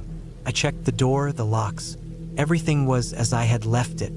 I stepped inside, my hands shaking slightly. I checked the small cabin, every corner, every closet. No one was there, but the feeling of being watched, of something being wrong, settled into my bones. That night, I kept my rifle next to my bed. I listened to every sound, every movement outside. Around midnight, the wind died down completely, leaving only silence. Then, just outside my window, I heard it, breathing. It was slow, steady, close. I lay completely still, my fingers tightening around the rifle. I didn't move, didn't breathe. The sound lasted for what felt like an eternity, then stopped. The footsteps came next, slow, deliberate, moving around the cabin. I wanted to get up, to look out the window, but I couldn't make myself move. I just lay there listening. Then silence. Nothing for the rest of the night. In the morning, I found footprints again. This time, they circled the cabin. There was a set leading up to my bedroom window, stopping just inches from the glass. But again, there were no prints leading away. I wanted to leave. I should have left. But I told myself I was imagining things, that maybe the wind had erased the return prints, that I was being paranoid. I tried to go about my day as normal, chopping wood, making meals, forcing myself to ignore the unease that settled deeper into me. That night, I barricaded the doors. I pushed the couch in front of the front door, wedged a chair under the handle of the back door. I kept the rifle loaded and within reach. And again, in the middle of the night, I heard it. The breathing, right outside the window. I barely slept. The next morning, I made my decision. I was leaving. I packed my bags in record time, loaded everything into my truck. But when I turned the key, the engine wouldn't start. The battery was dead. I checked my phone. No service. I was stranded. I considered walking the 15 miles back to the last house I had seen, but the idea of being alone in the woods, completely exposed, terrified me. I decided to wait until morning to try again. That night, something tried the back door. I heard the handle rattle, the slight pressure against the wood. The chair under the handle held, but I didn't sleep. I stayed awake, gripping the rifle, waiting for whatever was out there to make its next move. But it never did. The first light, I grabbed my pack and started walking. The road felt endless, the trees too silent, the air too still. I walked for hours, my legs aching, constantly checking over my shoulder. And then, just as I thought I couldn't go any further, I saw it, the outline of a house. I ran. The man who answered the door was wary, his eyes scanning me, taking in my exhausted face. I told him everything. He nodded slowly, then said, "You're lucky. People go missing up there." I never went back for my truck. I never even went back for my things. Whatever was out there in those woods, whatever had been watching me, following me, it wanted me gone, and I wasn't about to give it a second chance.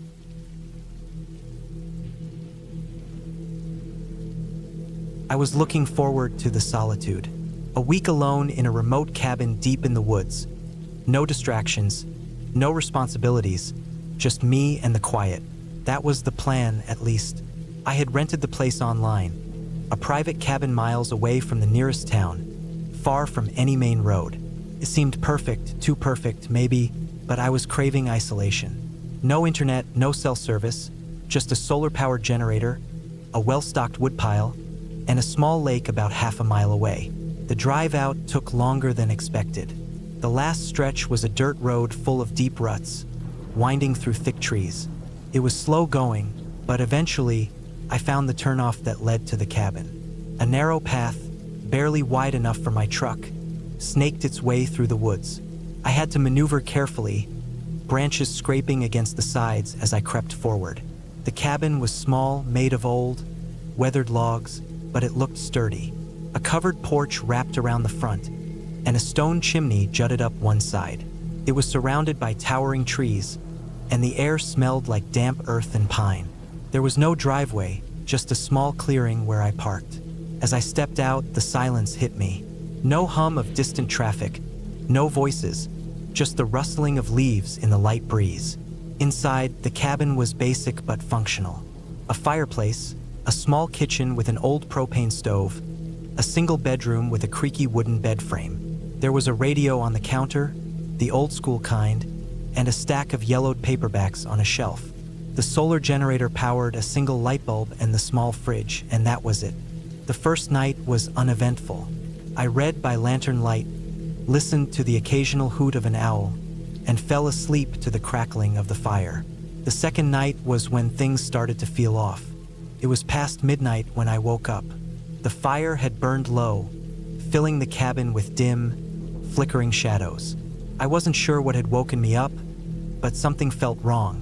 I sat up, listening. Silence. Not the peaceful kind, but the kind that felt unnatural, like the forest itself was holding its breath. Then a sound.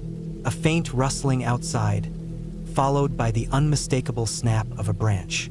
Not a small twig breaking under the weight of a squirrel, but something heavier. I told myself it was probably a deer, maybe a bear, though I hadn't seen any sign of one. Still, I got up, grabbed the flashlight, and shone it through the window. The trees cast long shadows, but I didn't see anything moving. I went back to bed but didn't sleep well. The next morning, I found tracks near the porch. Not deer tracks, not bear. Human, barefoot. The prints were scattered, uneven, like whoever had made them had been walking aimlessly or staggering. I followed them a few yards into the woods before they vanished among the undergrowth. I tried to reason it out. Maybe some lost hiker, though I hadn't seen a single person since I got here. Maybe someone camping nearby, though that didn't explain why they'd be wandering barefoot in the middle of the night. I spent the day fishing at the lake, trying to push the unease from my mind. The water was calm, the sun warm, but I couldn't shake the feeling that I wasn't alone. That night, it got worse. I locked the cabin door, checked the windows twice, and kept the fire burning high. I was in bed, not asleep, when I heard it again. Footsteps, slow, deliberate, circling the cabin. I lay still, my breath shallow. The sound stopped near the front porch. A long silence. Then, a quiet tap on the window. I bolted upright, heart hammering. I didn't move, didn't breathe. Another tap. Then, nothing. I stayed awake until dawn, gripping the hatchet I'd brought for chopping wood. When the sun finally came up, I stepped outside, every muscle tense. The tracks were back. This time, they were clearer. They led from the trees to the porch, stopping just below the window. I was done. I packed my bag in record time, threw everything into the truck, and got inside, locking the doors. The drive out was rough, the dirt road more treacherous than before, but I didn't stop until I hit pavement. When I finally reached town, I pulled into a gas station and sat there for a while, trying to steady my breathing. My phone finally had service again, so I pulled up the listing for the cabin. It was gone. No record of it. No rental history. Nothing. I don't know who or what was out there, and I don't want to. I never liked the idea of staying in a cabin alone. There was something about being out in the middle of nowhere, surrounded by trees, cut off from everything familiar, that unsettled me. But when my friend Mark offered me his family's remote cabin for a weekend getaway, I convinced myself it would be a peaceful retreat. I needed the solitude, or so I thought. The drive took me deeper into the mountains than I had anticipated. The roads were narrow, winding through thick forests with no sign of civilization for miles. My phone lost signal halfway up, but I wasn't too worried. The cabin had a landline if I needed to make a call. The thought of being off-grid for a couple of days sounded appealing at first. No emails, no social media, no distractions. Just me and the quiet of nature. I arrived just as the sun was starting to dip below the tree line. The cabin was exactly how Mark described it. Small, rustic, but sturdy. A single-story wooden structure with a wraparound porch, an old wood-burning stove, and large windows that looked out over the dense forest. I parked my truck beside it and grabbed my bag, stepping onto the porch as a cool breeze rustled through the pines. The air smelled damp, earthy. It had rained earlier that day, and the ground was still wet. Inside, the cabin was cozy but simple. A main living space with a couch, a small kitchen area, and a door that led to the bedroom and bathroom. Mark had left some supplies, canned food, a flashlight, extra batteries. There was a fireplace, but I didn't think I'd need it. It was late summer, and the air was still warm despite the cool night approaching. After unpacking, I made a quick dinner and sat on the porch with a beer. The silence was immense. No cars, no distant hum of electricity, no voices, just the occasional rustling of leaves, the chirping of crickets, and the distant hoot of an owl. It should have been relaxing, but instead, it put me on edge. I felt like I was being watched. I brushed it off as paranoia. City life had made me too accustomed to constant noise. Out here, in the stillness, my mind was filling in the blanks. I finished my drink and went inside, locking the door behind me. The first night passed without incident, but I kept waking up, listening for something I couldn't quite explain. The next morning, I decided to explore the area. Mark had mentioned a small stream about a mile away, so I grabbed my backpack, a bottle of water, and set off into the woods. The forest was thick, the air damp from the previous night's rain. The trail was barely visible, but I followed what looked like an old deer path. It led me deeper into the trees, where the canopy blocked most of the sunlight. After about 30 minutes of walking, I found the stream. It was wider than I expected, with clear water rushing over smooth stones. I crouched down, splashed some on my face, and took a deep breath. This was what I had come for, the quiet, the solitude. That's when I noticed the footprints. At first, I thought they were my own, but they were different. Barefoot. Someone had been here, and recently. The prints led upstream, disappearing into the dense undergrowth. I stood there for a long moment, staring at them, trying to make sense of it.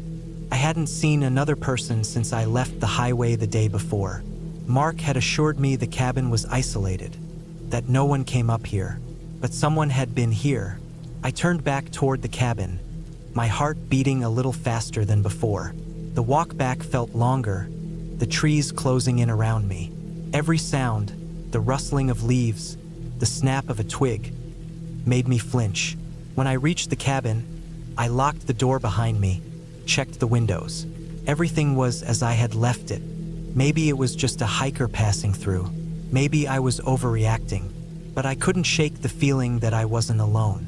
That night, I was restless. Every creak of the cabin made me sit up, listening. The wind had picked up, making the trees groan, their branches scraping against the roof. I kept telling myself I was imagining things, but then, just past midnight, I heard something unmistakable. Footsteps, soft, deliberate, moving just outside the cabin. I sat up, heart pounding. The sound stopped, then started again, circling the cabin. My breath caught in my throat as I realized, whoever it was, they weren't trying to be stealthy. They wanted me to hear them. I reached for my flashlight and the knife I had packed. The footsteps moved to the porch. Then, a slow, steady knock on the door. I didn't move. Another knock, louder this time. I forced myself to breathe. Whoever was outside already knew I was in here. Staying silent wouldn't help. I gripped the knife, stood up, and moved toward the door.